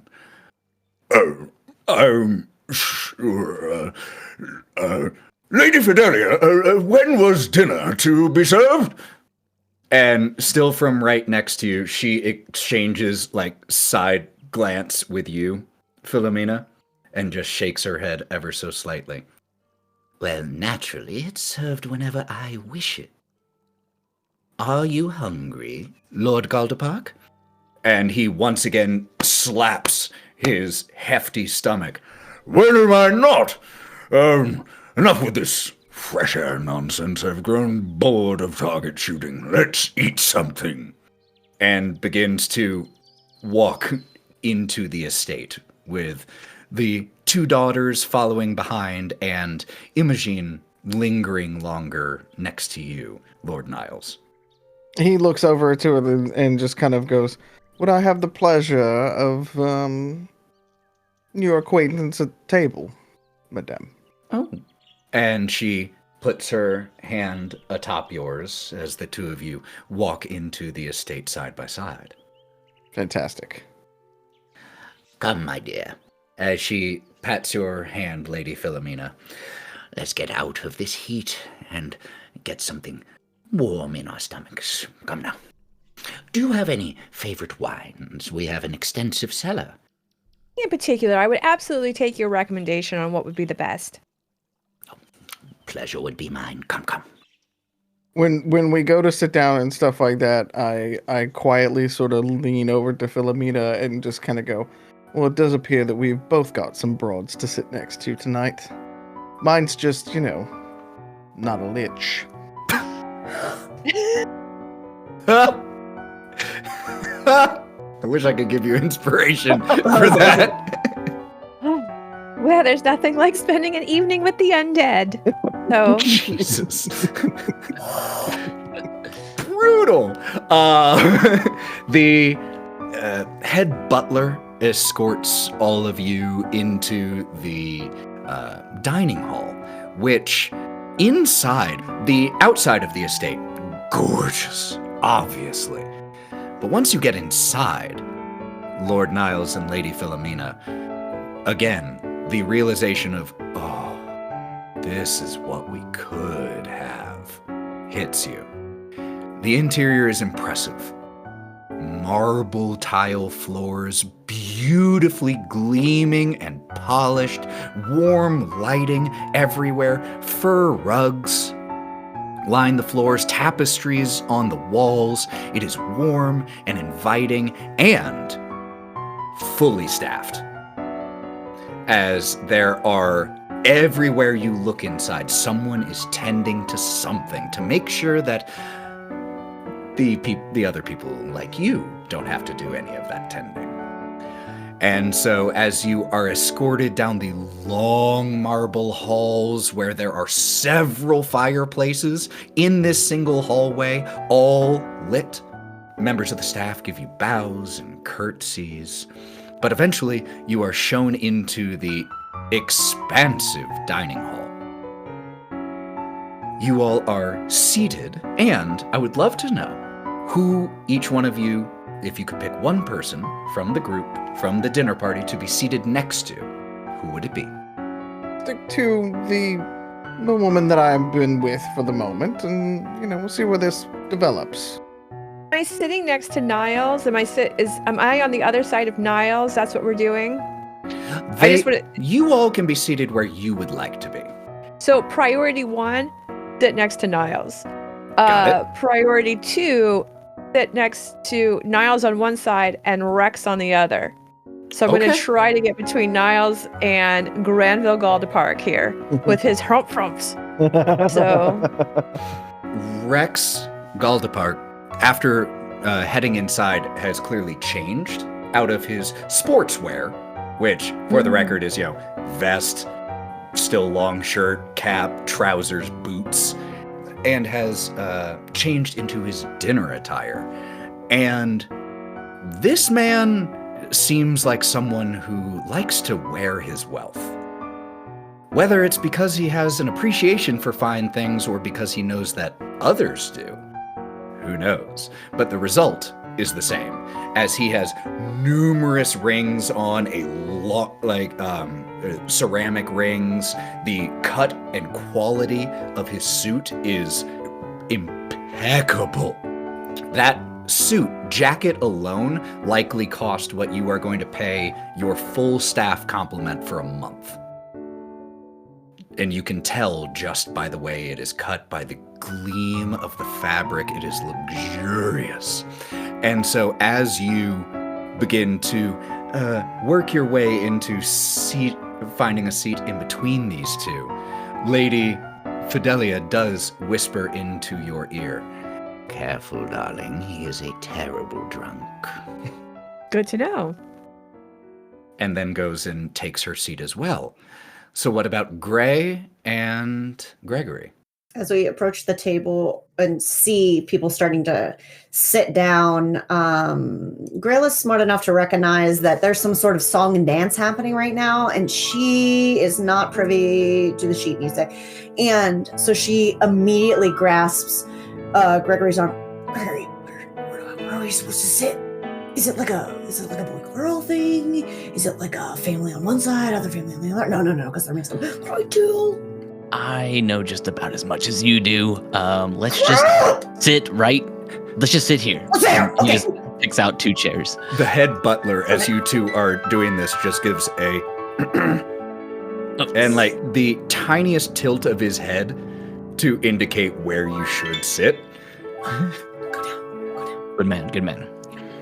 We'll kind of shuffle over there. I do think that so Gray and Gregory are right next to each other. I would personally think it's funny to have one of the other daughters sit next to me just by circumstance, unfortunately for them. So, you all are seated, and after you are, a small complement of footmen enter the dining hall as soon as the lady of the house herself is seated. Like, the moment the cloth of her dress hits the seat, several doors in the dining room open simultaneously, and with nearly mechanical, choreographed precision, the footmen come out, place in front of each one of you a bowl of a creamy-looking soup. And by the way, Gregory, you are, as you said, seated next to one of the daughters, in particular Clara, who seems like she is doing everything in her power to not show the feelings she has about that. And so as the soup is set down and the hold on before I say it. The tinkling of glasses, of silverware and plateware begins to fill the hall. Clara is the first to break the silence as she addresses you, Gregory, without looking at you. She is looking at her soup and is in the process of getting herself a dainty spoonful and says, "So, Mr. Shaw, where do you come from originally?" Oh, well, I used to reside in Grandhurst, actually. That feels like a lifetime ago now. Truly? And how are you finding Crowscroft in your time there?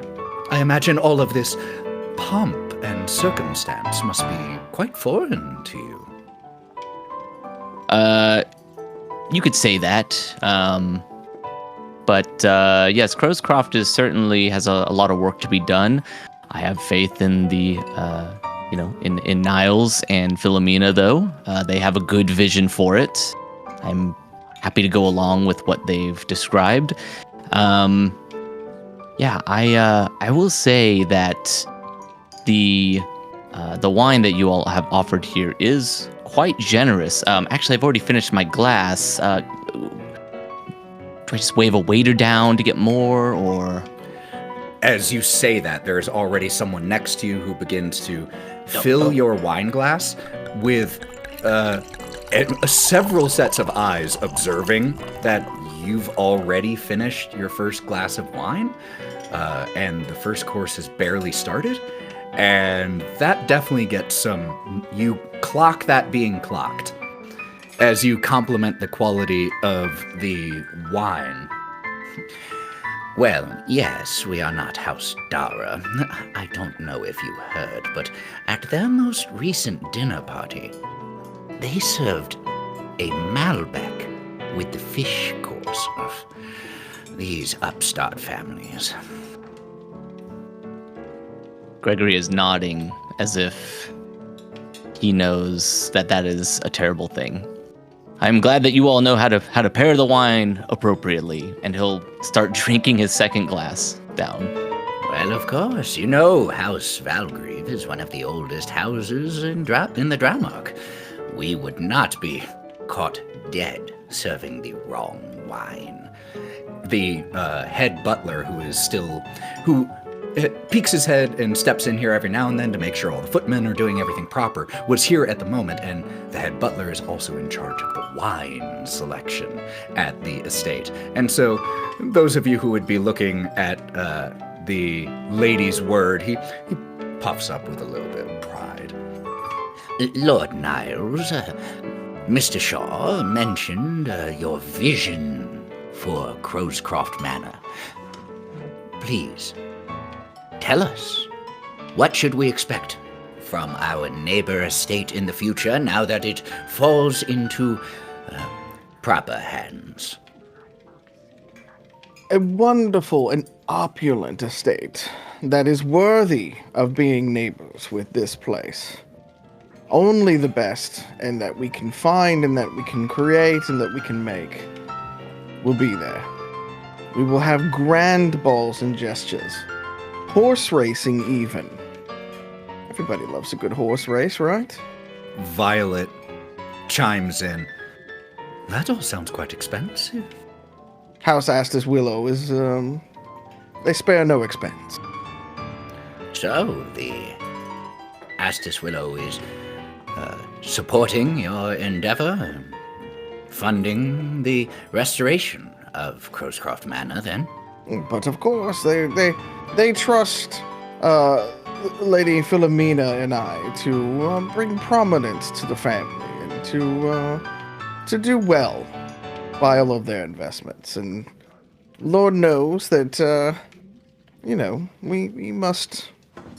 we must hit a certain bar here in society. You all have done such an amazing job setting it so high that we must do what we must. We must be part of everything here. And at the end of the day, we wouldn't want to let you down now, would we? And she gives a small nod over her wine glass as she takes a sip. And the younger Lady Valgrieve, Tessa, takes the opportunity to chime in for the first time in dinner. Miss Vensa, I hear that you have quite the aptitude with animals. Why, thank you so much for noticing. I have worked most of my life with animals of varying estates, seen many different ways to breed and care. I've been lucky enough to know many hearts and feed many. Your estate, of course, is the highest in my schooling. Your animal husbandry, falconry even, goes back many, many years. You're very esteemed. Your staff is very well known. Congratulations. Well, what animals would you say are your specialty? Are you horses? Birds? Well, I haven't met a friend that I haven't gotten along with, really. Actually, there was a porcupine once, but that was my fault entirely. But horses... Prickly fellows. Absolutely and reactive, truly. And you don't want to get on their bad side, let me tell you. Tessa Valgrieve says, "Oh, I understand quite well," and actually, takes her left sleeve and, shocking and scandalously, pulls it up just slightly above her wrist, and you can see a small scar there. When I was but a child, we also had a porcupine, and you're quite right, reactive indeed. Learned my lesson once. Well, I'm glad it was properly tended to. Those could be nasty bites. I have several of my own. And to answer your question, yes, horses, goats. I do love a chicken and a dog, of course. Cats and I don't generally get along, but... Oh, you work with hounds, then? I have, yes. Well, and she looks at Lord Niles and Lady Philomena. Make sure you take good care of that one, or we might try to steal her away from you. You honor my name.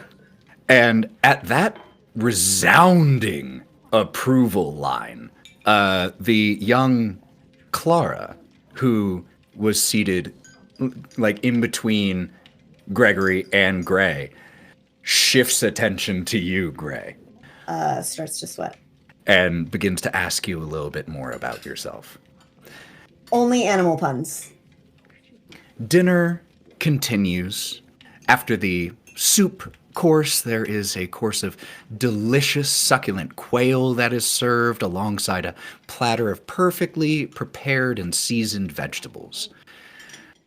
Just slightly lean over. Does anyone know whether or not it was cow's cream or goat's cream in the soup? Fantastic. Lady Fidelia simply looks to the head butler, who gives a nod, excuses himself, and comes back about 30 seconds later. It was cow milk, milady. Oh, thank you. And she makes a mental note to stock cows over goats. Cow milk or whatever it was, that was damn delicious. Damn delicious. Yes. As Rex has ravenously finished, with properly. He didn't do so impolitely, but he left nothing on his plate. And as he again pats his stomach a little bit, Lady Fidelia, was there going to be dessert provided? and she looks aghast at the question and says, Well, coffee and after-dinner snacks along with smoke were to be provided in the parlor for those who wished, Lord Galderpark.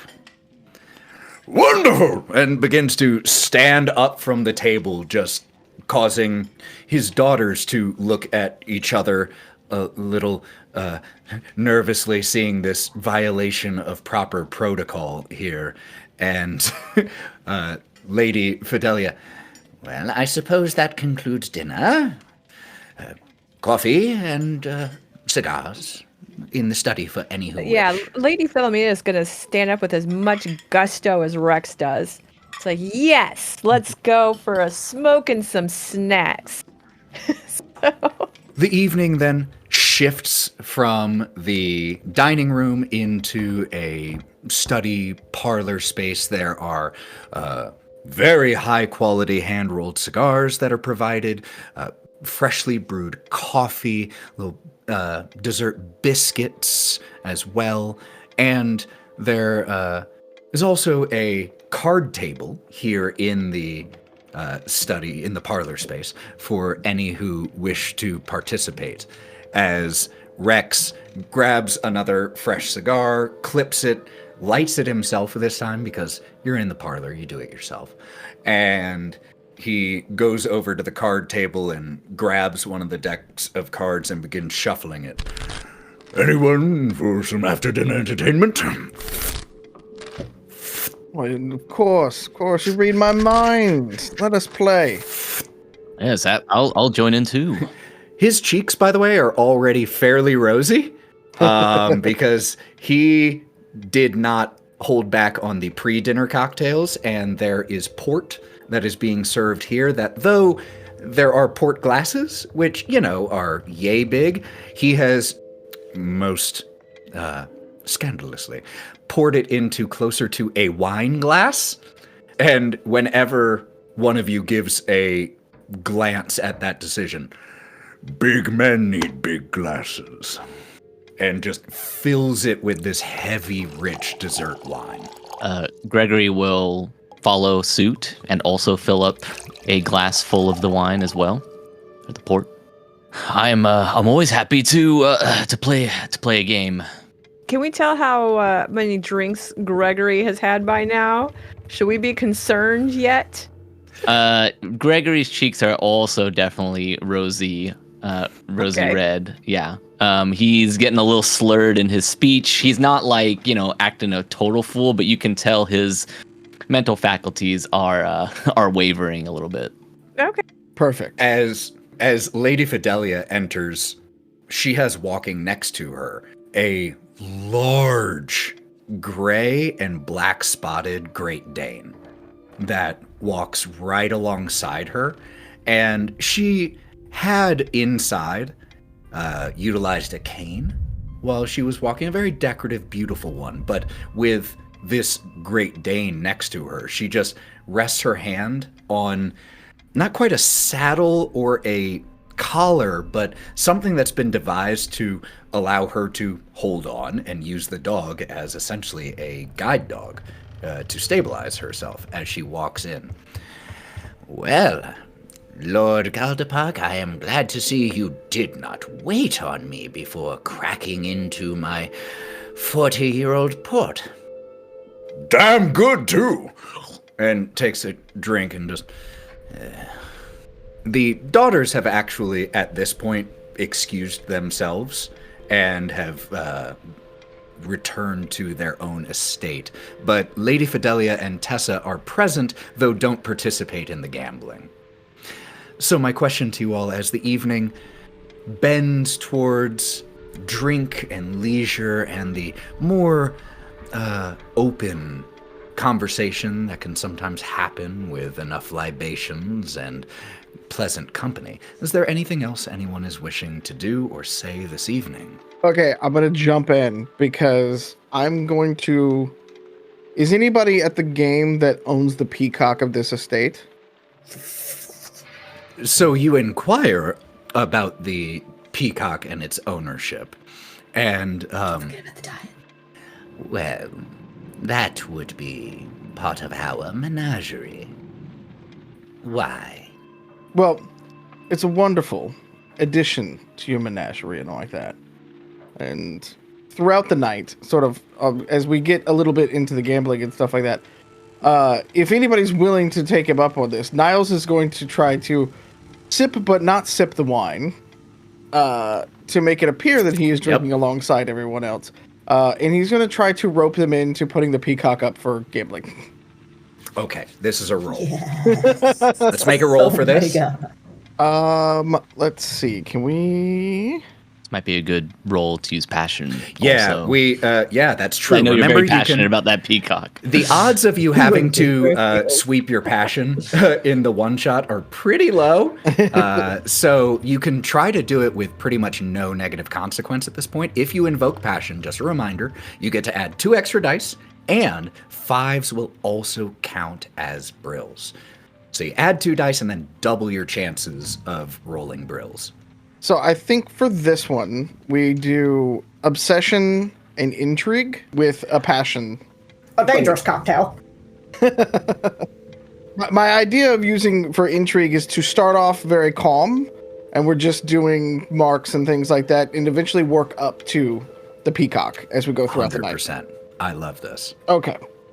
So 3 brills and 2 glooms. That means that is a triumph.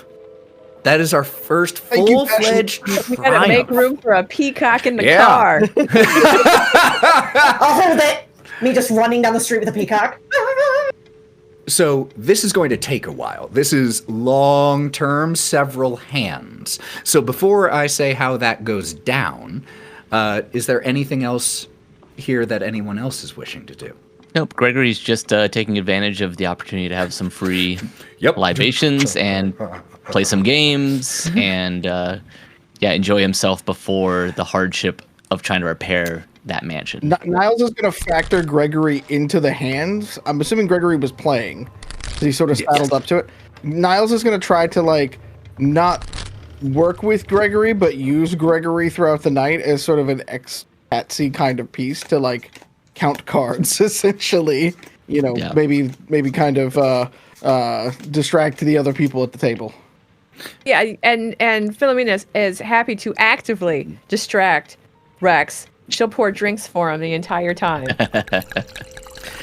I love all of this. Gray, was there anything you wanted to chime in as well here?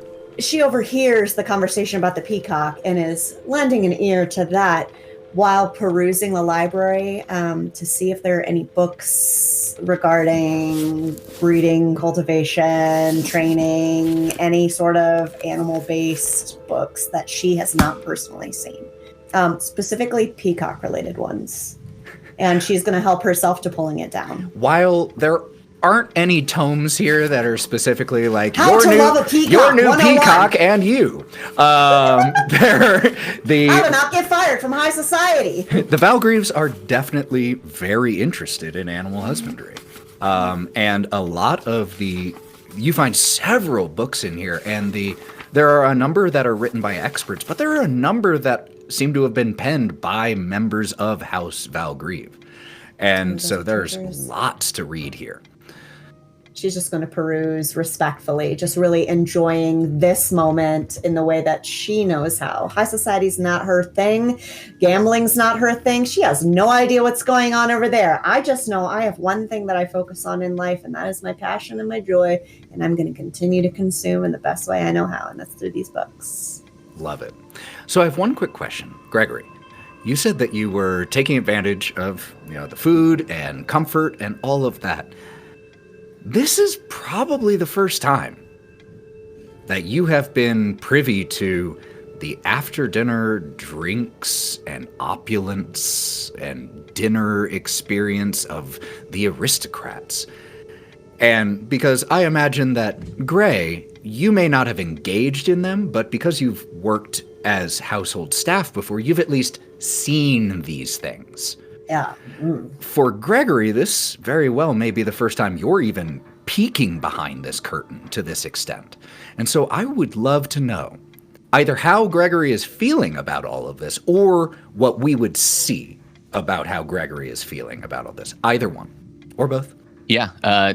So Gregory, part of the reason that he's been drinking so much is free drinks, but also I think it's been a little bit to get some of the nerves out of his system, or at least not have to think about them anymore. Because he also, again, he doesn't really care that much about high society, but he also knows that he is going to be working on the manor. Part of that job technically right now is to also be here with the Astus Willows, and he doesn't want to screw that up because it is potentially a pretty lucrative job for him and the group that he works with. So for him, he's not as nervous as Gray is because he is very liquored up at this point.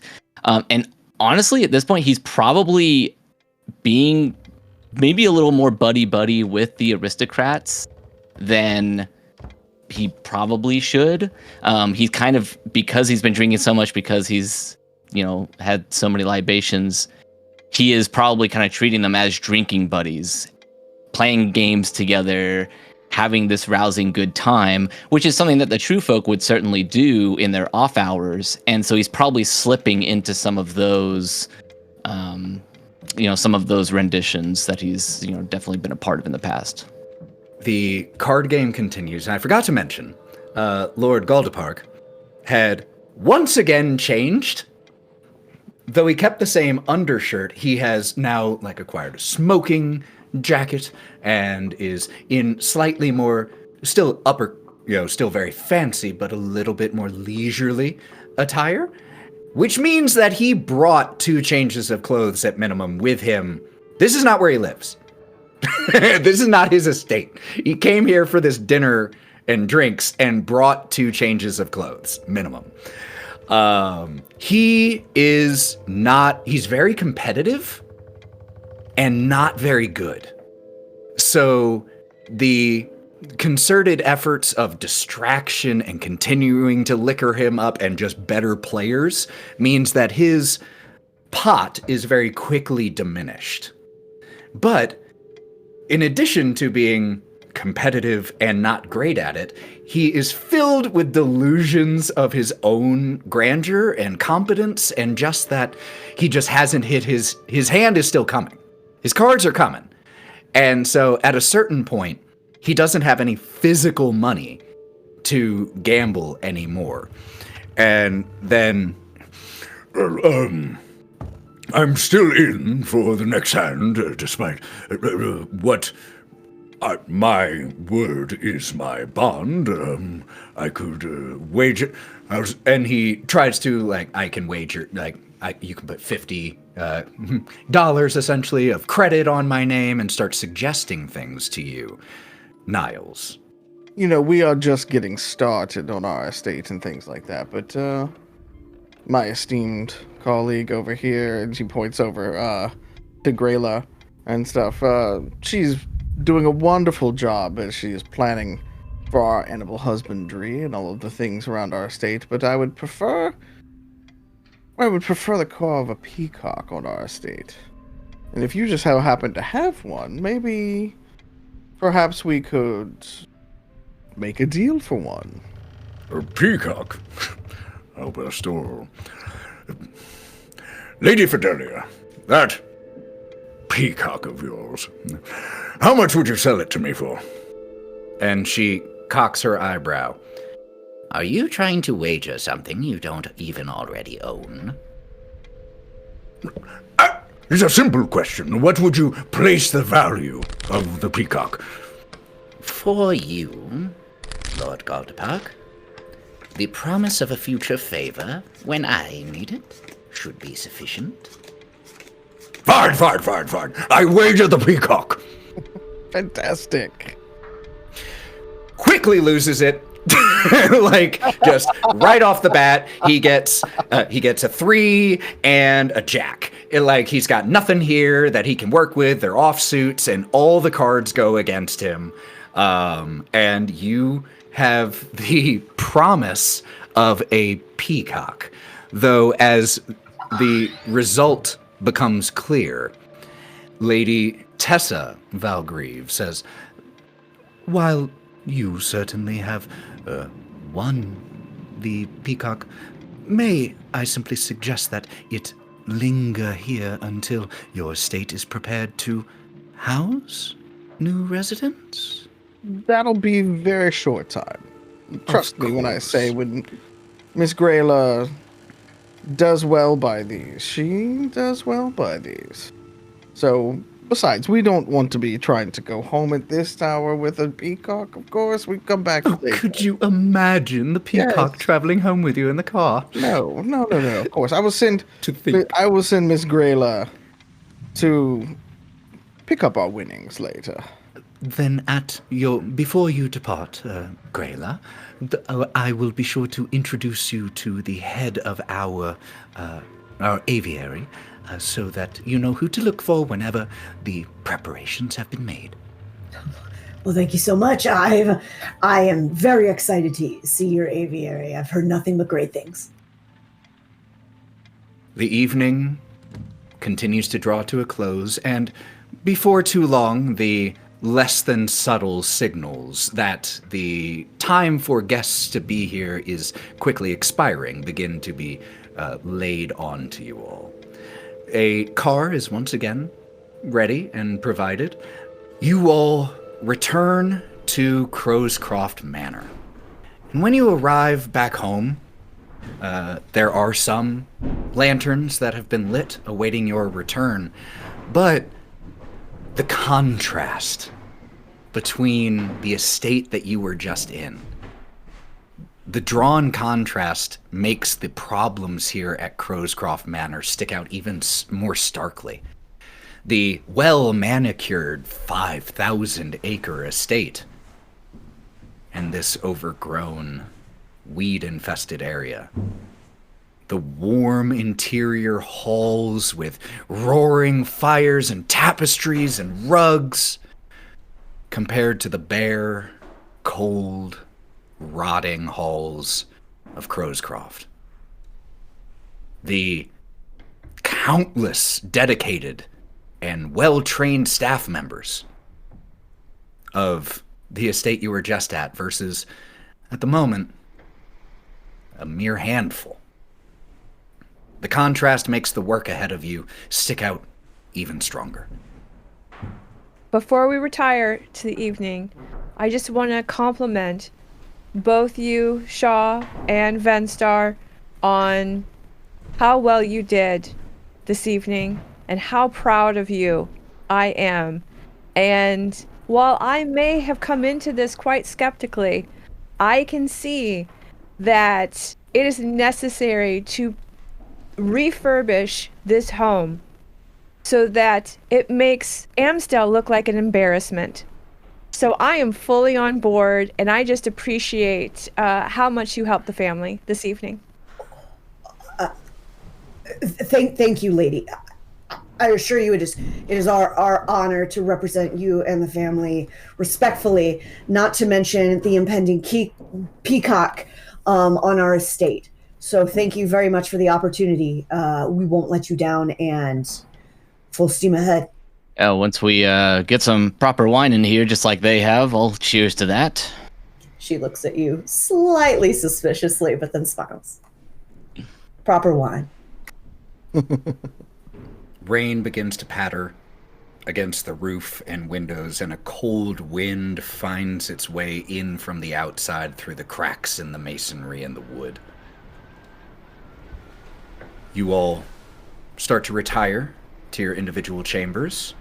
2 of you on the second floor, 2 of you on the first, 2 of you with large, still much needing of improvement chambers, others with small, needing of improvement chambers.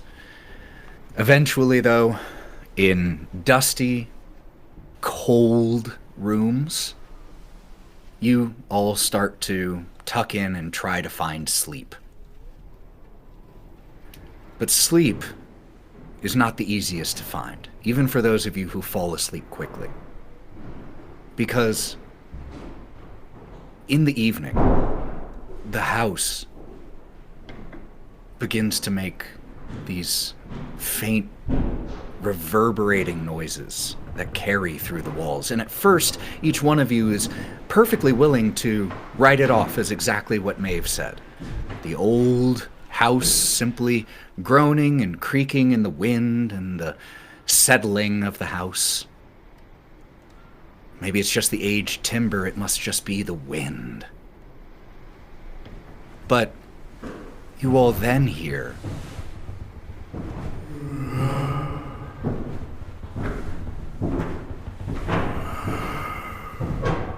this unnerving but undeniable haunting voice that rings out along with the wind.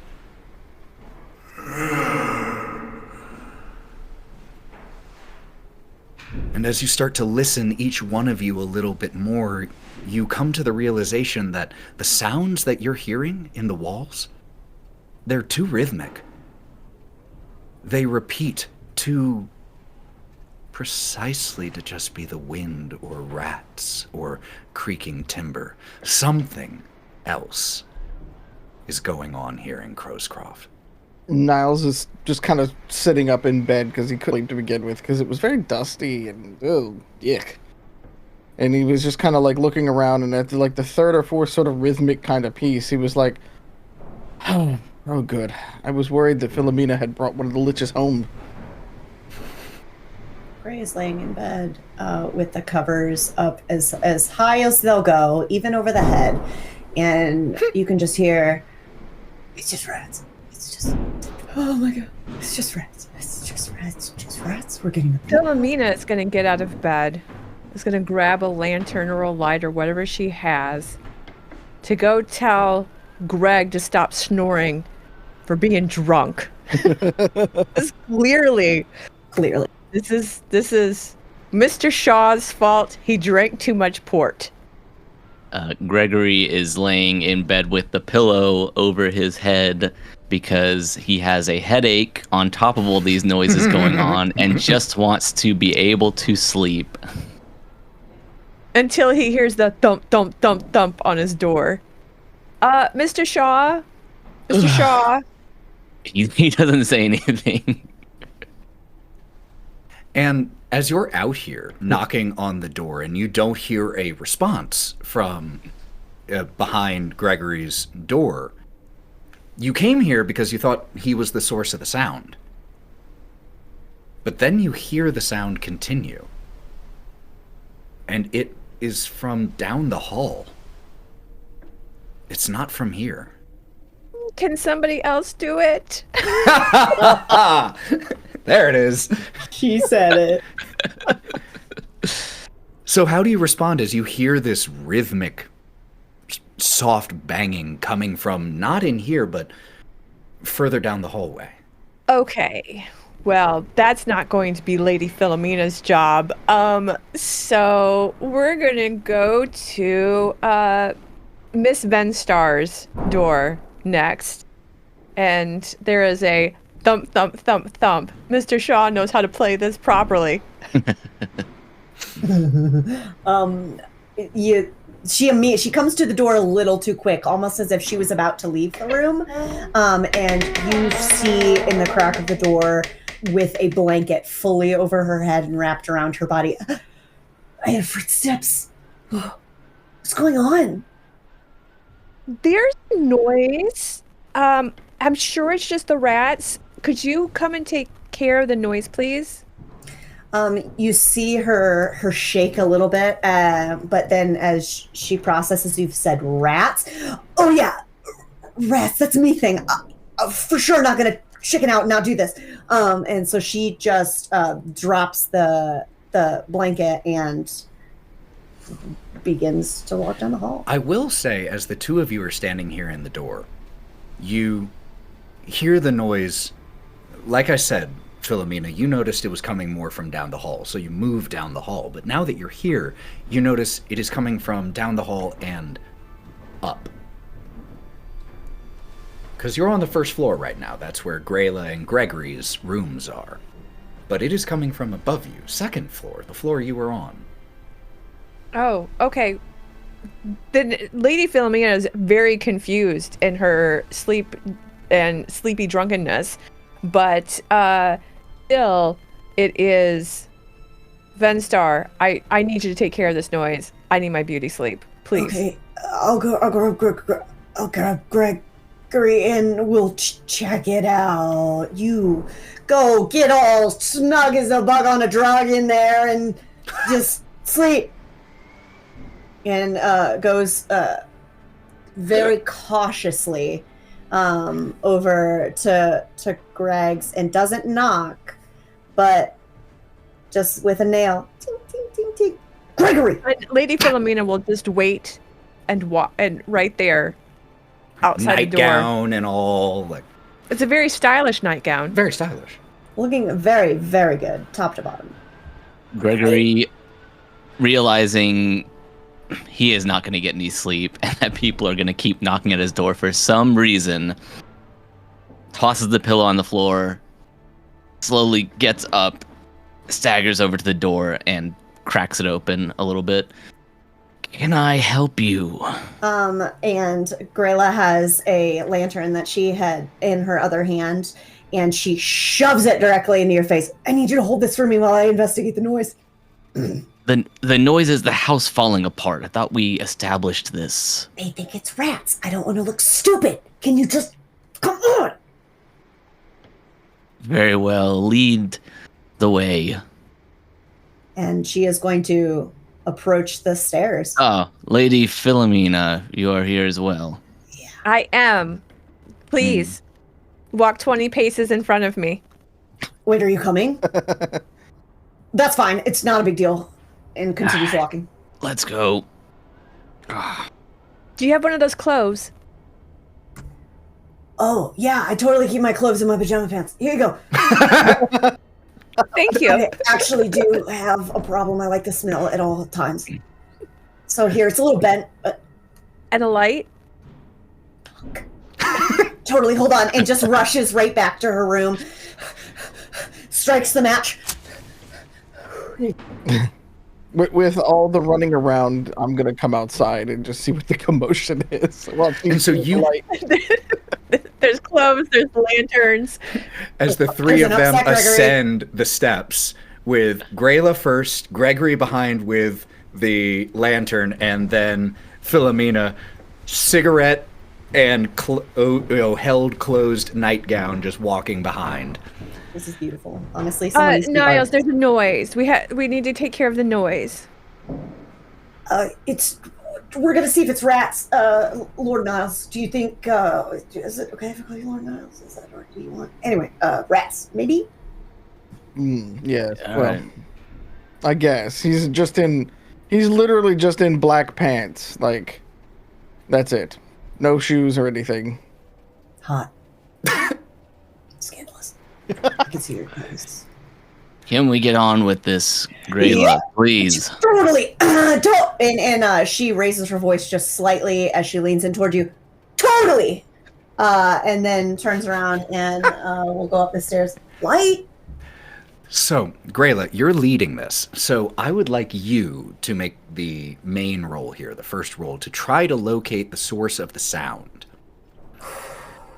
Personality, because definitely observe. I would definitely say Audacity does make for sense that. because audacity is like your self-assurance, and Okay. you're leading this charge at the moment, admittedly with someone kicking you to do it.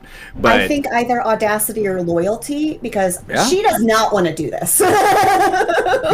those both make absolute sense to me. If you So hadn't said rats, she'd be like, "Oh, I'm totally asleep," or "I was dead at the time." Okay, I'm gonna do loyalty. okay, so what's your total number of dice? 4. Heck yeah.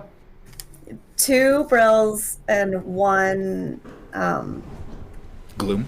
gloom. Yes, thank you. That is a I success. was excited about the brills. The glooms have not dominated yet.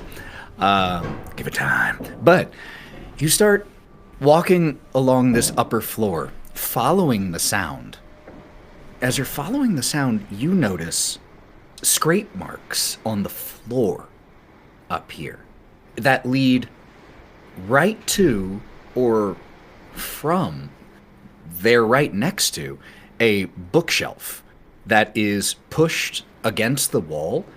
And with that number of brills, just doing a quick mental mapping of the estate, this should be right above or nearly above your room, but there's no door here. There's no room. And she's just gonna scan the room with the light that Gregory's holding.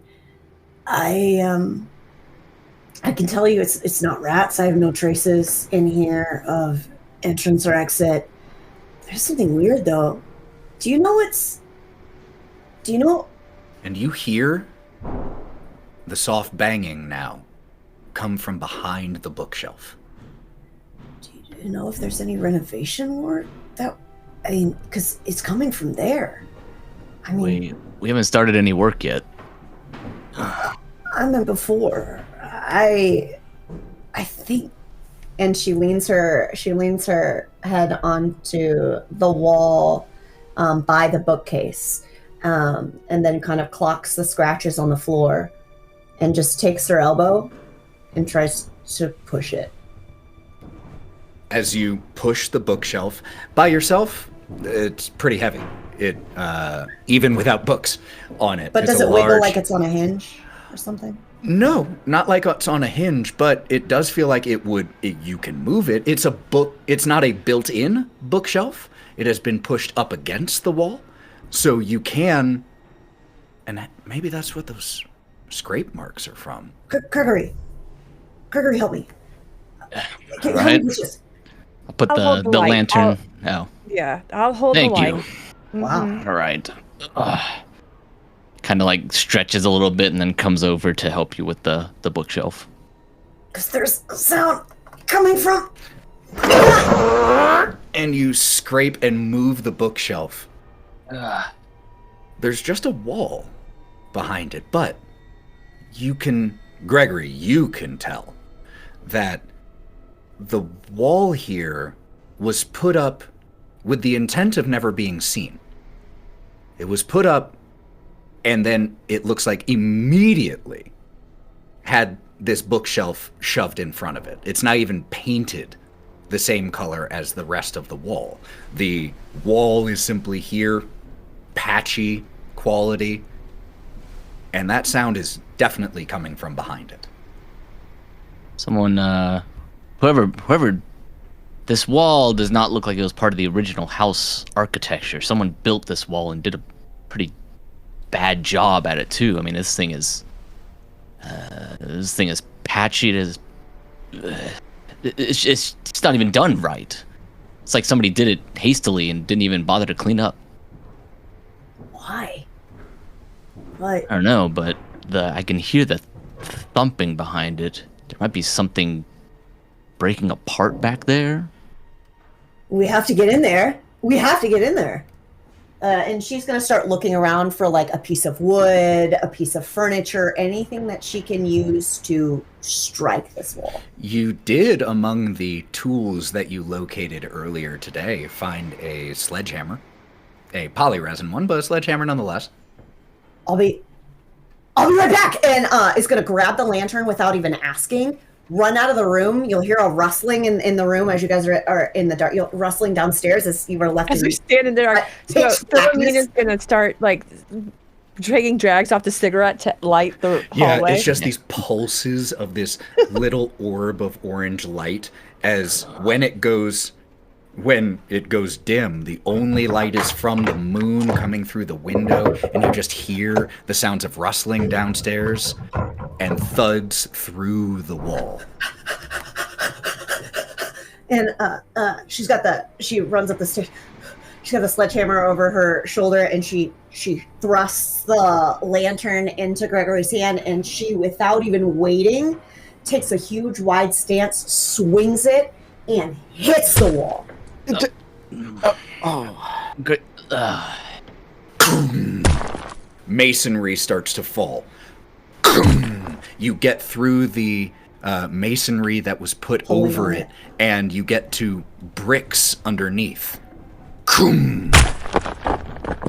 And as the bricks fall apart, you see a heavy oaken door behind the bricks and masonry.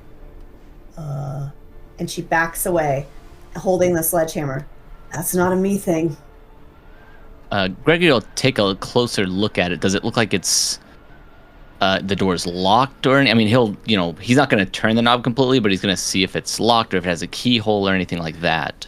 It has a keyhole, but I mean, just really subtly moving the handle to see if you meet the resistance of a lock. Mm-hmm. You don't meet one. But then again, why would you need a lock for a door that's been bricked up and sealed? Well, and did we have any sort of floor plan that we were able to reference at all? Sure, absolutely. When we were, okay. So, yeah, Gregory, if this is a room, if this is another wing of the house or something, it certainly wasn't on the blueprint that I was privy to. No, it isn't. Okay, well, I guess, and the thumping that we hear, is it like the door itself, or is it just coming from somewhere inside that area? As you stand here with the masonry knocked away and this door revealed, the heavy door shakes with an impact. The rattle of the metal now no longer being held in place by the masonry and brick.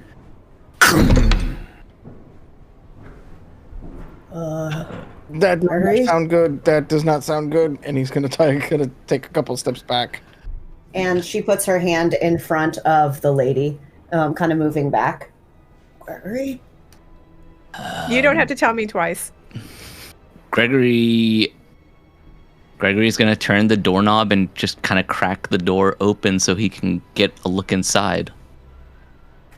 He does have the lantern, so he's gonna kind of hold it as he's pushing or pulling the door, whichever direction it. Before the door can be properly opened, you have to, or Gregory and Gray most likely, have to pull away remaining bricks that are preventing the door from opening because it swings into the hull.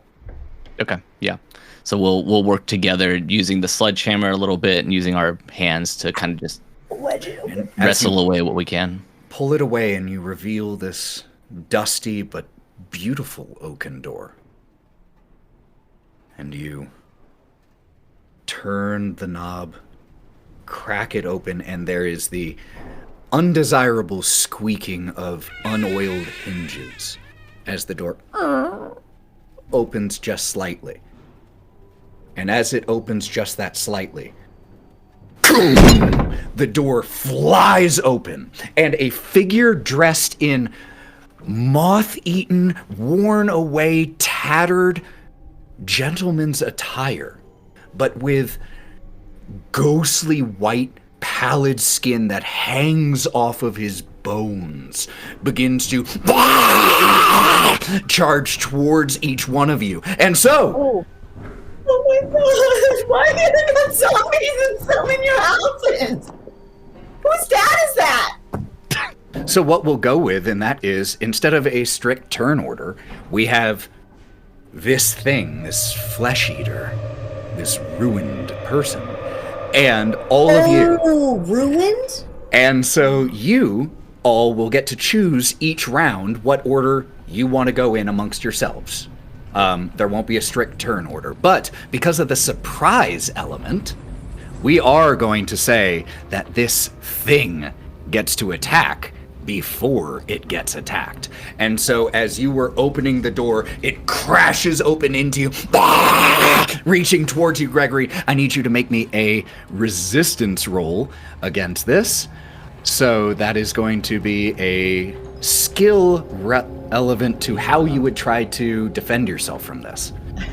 I think Gregory is going to use observe because he's trying to figure out what direction he can, scramble backwards to try and get out of arm's reach of this thing. So that's going to give me 2 dice. Got it. Let's do it. I did get 1 brill. Fantastic. And just so you all know, those of you listening and playing, the way that physical violence works is, once again, like I said at the opening, I roll no dice. The NPCs do a static amount of vitality damage, and the PCs, depending on how they are trying to resist it, roll to reduce that vitality damage. So, Gregory reduced it by 1, which means you are still going to take 2 points of vitality damage as this thing reaches towards you, pulls you in, and starts to sink teeth into a shoulder and pull out some flesh. You have a bite taken out of you. Now it is all of your turns. Whoever you all think narratively makes sense to go first, we can go first. I'm up front. Okay, so I am exceedingly passionate about this mission. This was my mission. I was told to go check this out, and he just got bit, and that's my fault. My loyalty is going to make me fight. So my skill is going to be fight. My personality is 1, and I want to use passion. Absolutely. That gives me 2, right? Yes, it does. And Fantastic. 5s and 6s become, or 5s become brills as well. Okay. 2 brills, no glooms. With 2 brills and no glooms, again, Thank God I passioned, though. another little rule, NPCs don't roll to resist. It is how many brills you roll is the amount of damage that they take. So what do you do to inflict 2 points of physical damage to this thing? So she had the sledgehammer in her hand from when they were trying to pry off plaster and brick and such. So she already has that in her hand, and she's going to use the blunt end of this weapon to just blindly go at this thing's face to push it back, like full hands on the hilt of the sledgehammer, and just running at it to push it back and away from the 2 people that she's supposed to be defending, other than her friend. No offense, Gregory. Absolutely love it. You just push this thing back against the wall, and as it slams against the bookcase, its head hits the back. Who's up next?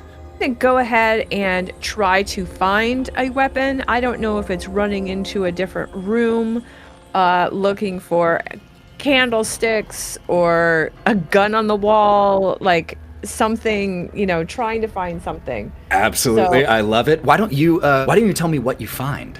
Oh, I want a gun.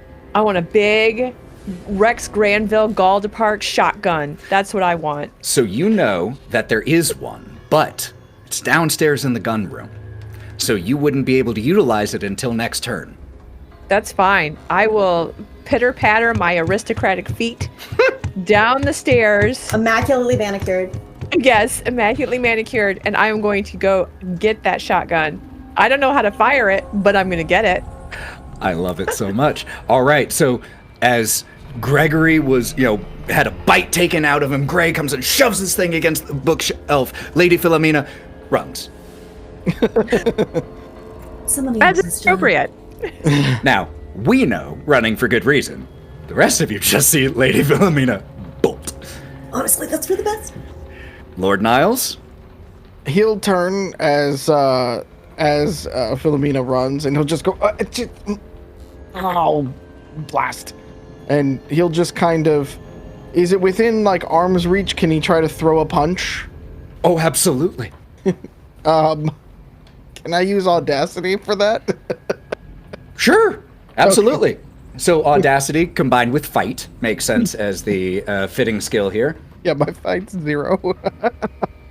Very on brand for this character. Yeah. Okay, so I didn't do passion, so those 5s don't count. So just one, one gloom, no big deal. So, with more glooms than brills, that is a catastrophe. So, I'm going to resolve that here in a sec on its turn. But at this moment, you go to throw a punch, and you just boom right into the wall, just and knowing the quality of the house at the moment, you punch a hole in the wall. Damn it, something else to fix. Gregory bleeding out, damn it. Speaking of, Gregory? Yeah, so Gregory, getting a little bit of a reprieve from that sledgehammer blow on the creature, is going to try and take the opportunity here to swing the lantern he has at it to try and, ignite it or at least shatter it on the creature. So I'm going to go and use passion here. Yeah. And I'm going to actually do Defiance as I'm, trying to defy this creature. And then I'm going to use Observe because I'm trying to kind of find a good spot to smash this lantern into. Ooh, okay. Using Observe instead of Fight. I dig that. So that'll be 5 dice, but I get 2 extra because of passion. And 5s and 6s. Both count. Come on, money. Let's see. We got 3 brills, 2 glooms. So we're good. That is a huge amount of damage. You had 3 points of vitality damage as you crash this lantern over the head of the flesh eater, and the oil catches and begins to burn up this thing. So now not only do you have a flesh eater who is very hungry, he's on fire too. And that is going to bring it up. And as part of that catastrophe for Lord Niles, it's focusing on you. And so as it comes to grab you, eat you, burn you alive with it, you get to roll to resist. Come on, Money Hat, you got it. Well, then I'm just gonna pick for Observe to hopefully not get hit by this thing. Legit, totally fair. Watching its movements. Yeah, watching it come to eat me. Yeah, that sucked. No ones, though. No ones. No ones, but no brills? But no brills, nope. Close. That is no brills. 3 points of vitality damage to you. As it runs over and shoves you against the wall, and it starts to scratch at you, but the fire and the oil has carried down its arm, and so as it's pinning you and slamming you against the wall, slamming you against the wall again as masonry begins to crumble down, the fire and the oil starts to seep onto you, and you start to burn as well. Your lord is being attacked. Help, help, help, help. Help, I'm being oppressed. Hearing that, can I make my... It is now PC's turn, so if you want to go first, let's do it.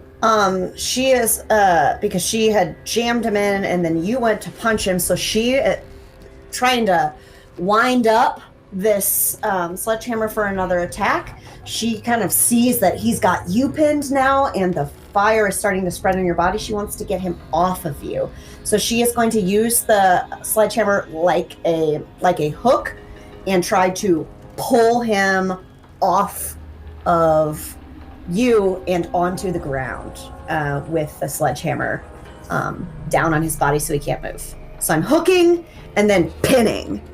Got it. Are you trying to cause damage, or are you just trying to pin it so someone else can? I would like to be able to do damage, but if I cannot do damage and remove him from his body, then I will sacrifice. I just don't want him to catch more. So I'll give you an option here. If you try to do damage and you roll 3 brills, since that is in usual situations a triumph, I will also let you dislodge this thing from Lord Niles. Or you could just try to dislodge it, and then you would succeed with 1 brill, but wouldn't deal damage. Your call. I'm just aiming to separate and pin. So you said ingenuity, and what skill are you going to use here? We're gonna go with, what is express? Not this. Not this. Okay. I didn't think so. I was just wondering. You want to talk? If you want to talk them, talk No, the that's monster. yeah. If you want to try to talk it down. You suck, Mr. Flaming Dead Guy.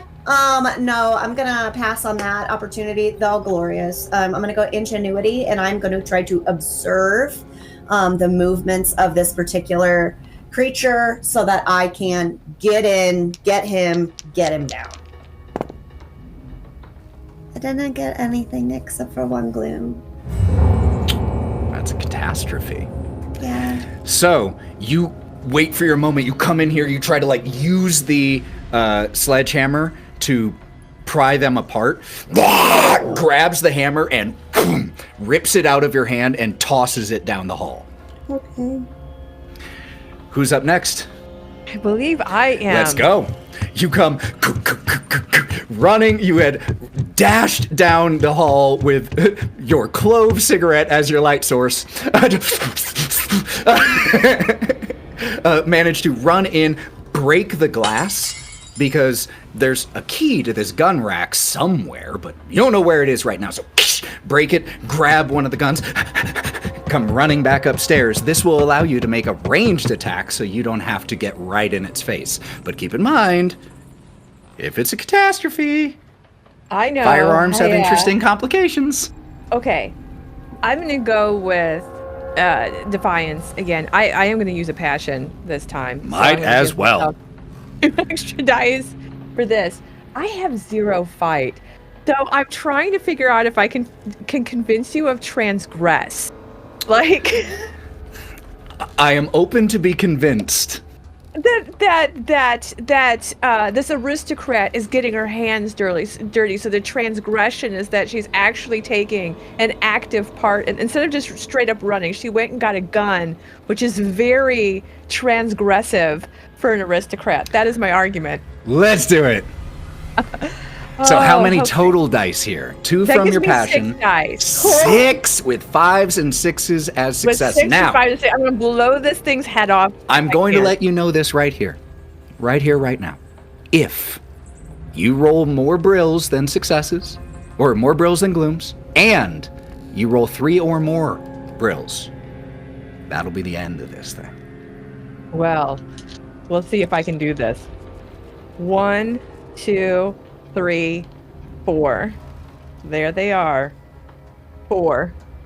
Okay, so as this thing at the moment has both of its hands full with your brother and one of your hired hands, who, as Gray rushed in to try to pull the thing off of your brother, and now one flaming hand pinning your brother to the wall, the other that had... So, yes, Lady Philomena is going to put the clove in her mouth. And it's going to cock this shotgun and get off my porch style. Clove in your mouth, so there's just this moment where you've never held a gun like this. But for some reason, you might be a natural at this. It just feels natural. And so we just have this moment where time slows down for a second. We see the soft, warm glow of the clove cigarette as you take one calming puff to steady your hands, and as you exhale, you pull the trigger. Niles and Gray, you are nearly deafened because in all of her excitement, the Lady Philomena didn't stop that far away from you, and this is a shotgun. Right here, I'm now deaf on this side? Yeah, your right ear is definitely ringing, but the head of this thing just concerned about hearing. Yeah. watermelon explodes. Just and the thing stands there for a second, almost held up by its now rigor mortis grip on the two of you, as you two basically, by being held, keep it standing for a second. And then as you push its still burning hands off of you, it collapses and into flesh, dust, and bone meal.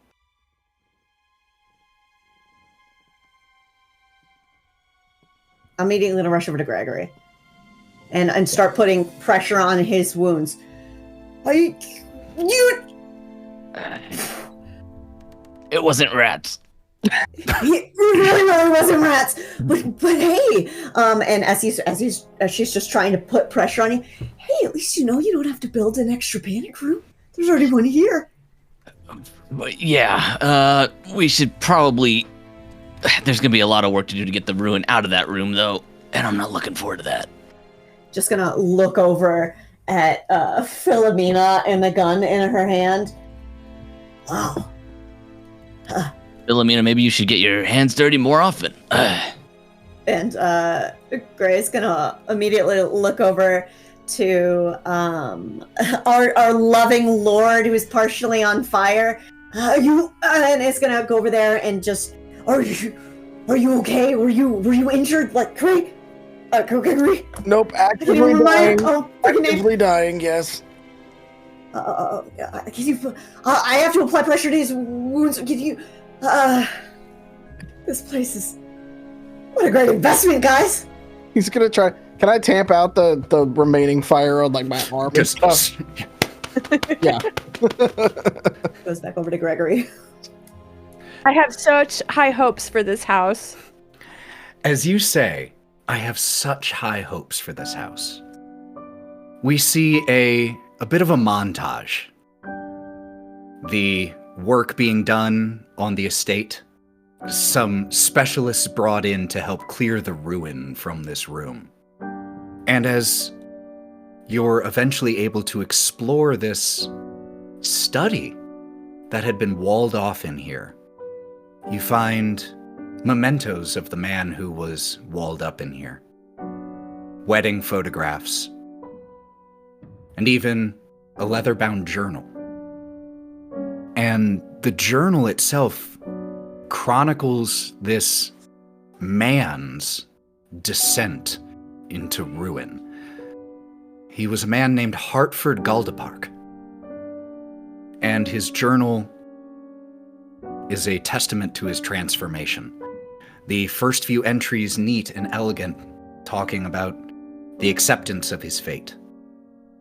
And the entries quickly devolve into shaky writing, and the final pages are almost nothing but ink smudges. The cistern of Crowscroft Manor gets repaired with the aid of the nearby Unbonded, a deal struck for the replenishment of the fresh water, and some trade on the part of Crowscroft to help the Unbonded to make it worth their effort. Over time, a decent complement of staff comes to live here at Crowscroft. The outdoor animal area is cleaned up enough that the cries of a peacock can be heard carrying across the estate as we see Gregory and Gray and numerous other hired hands doing everything they can to help bring this place up into high society, with Lord Niles and Lady Philomena watching on, happy at the progress.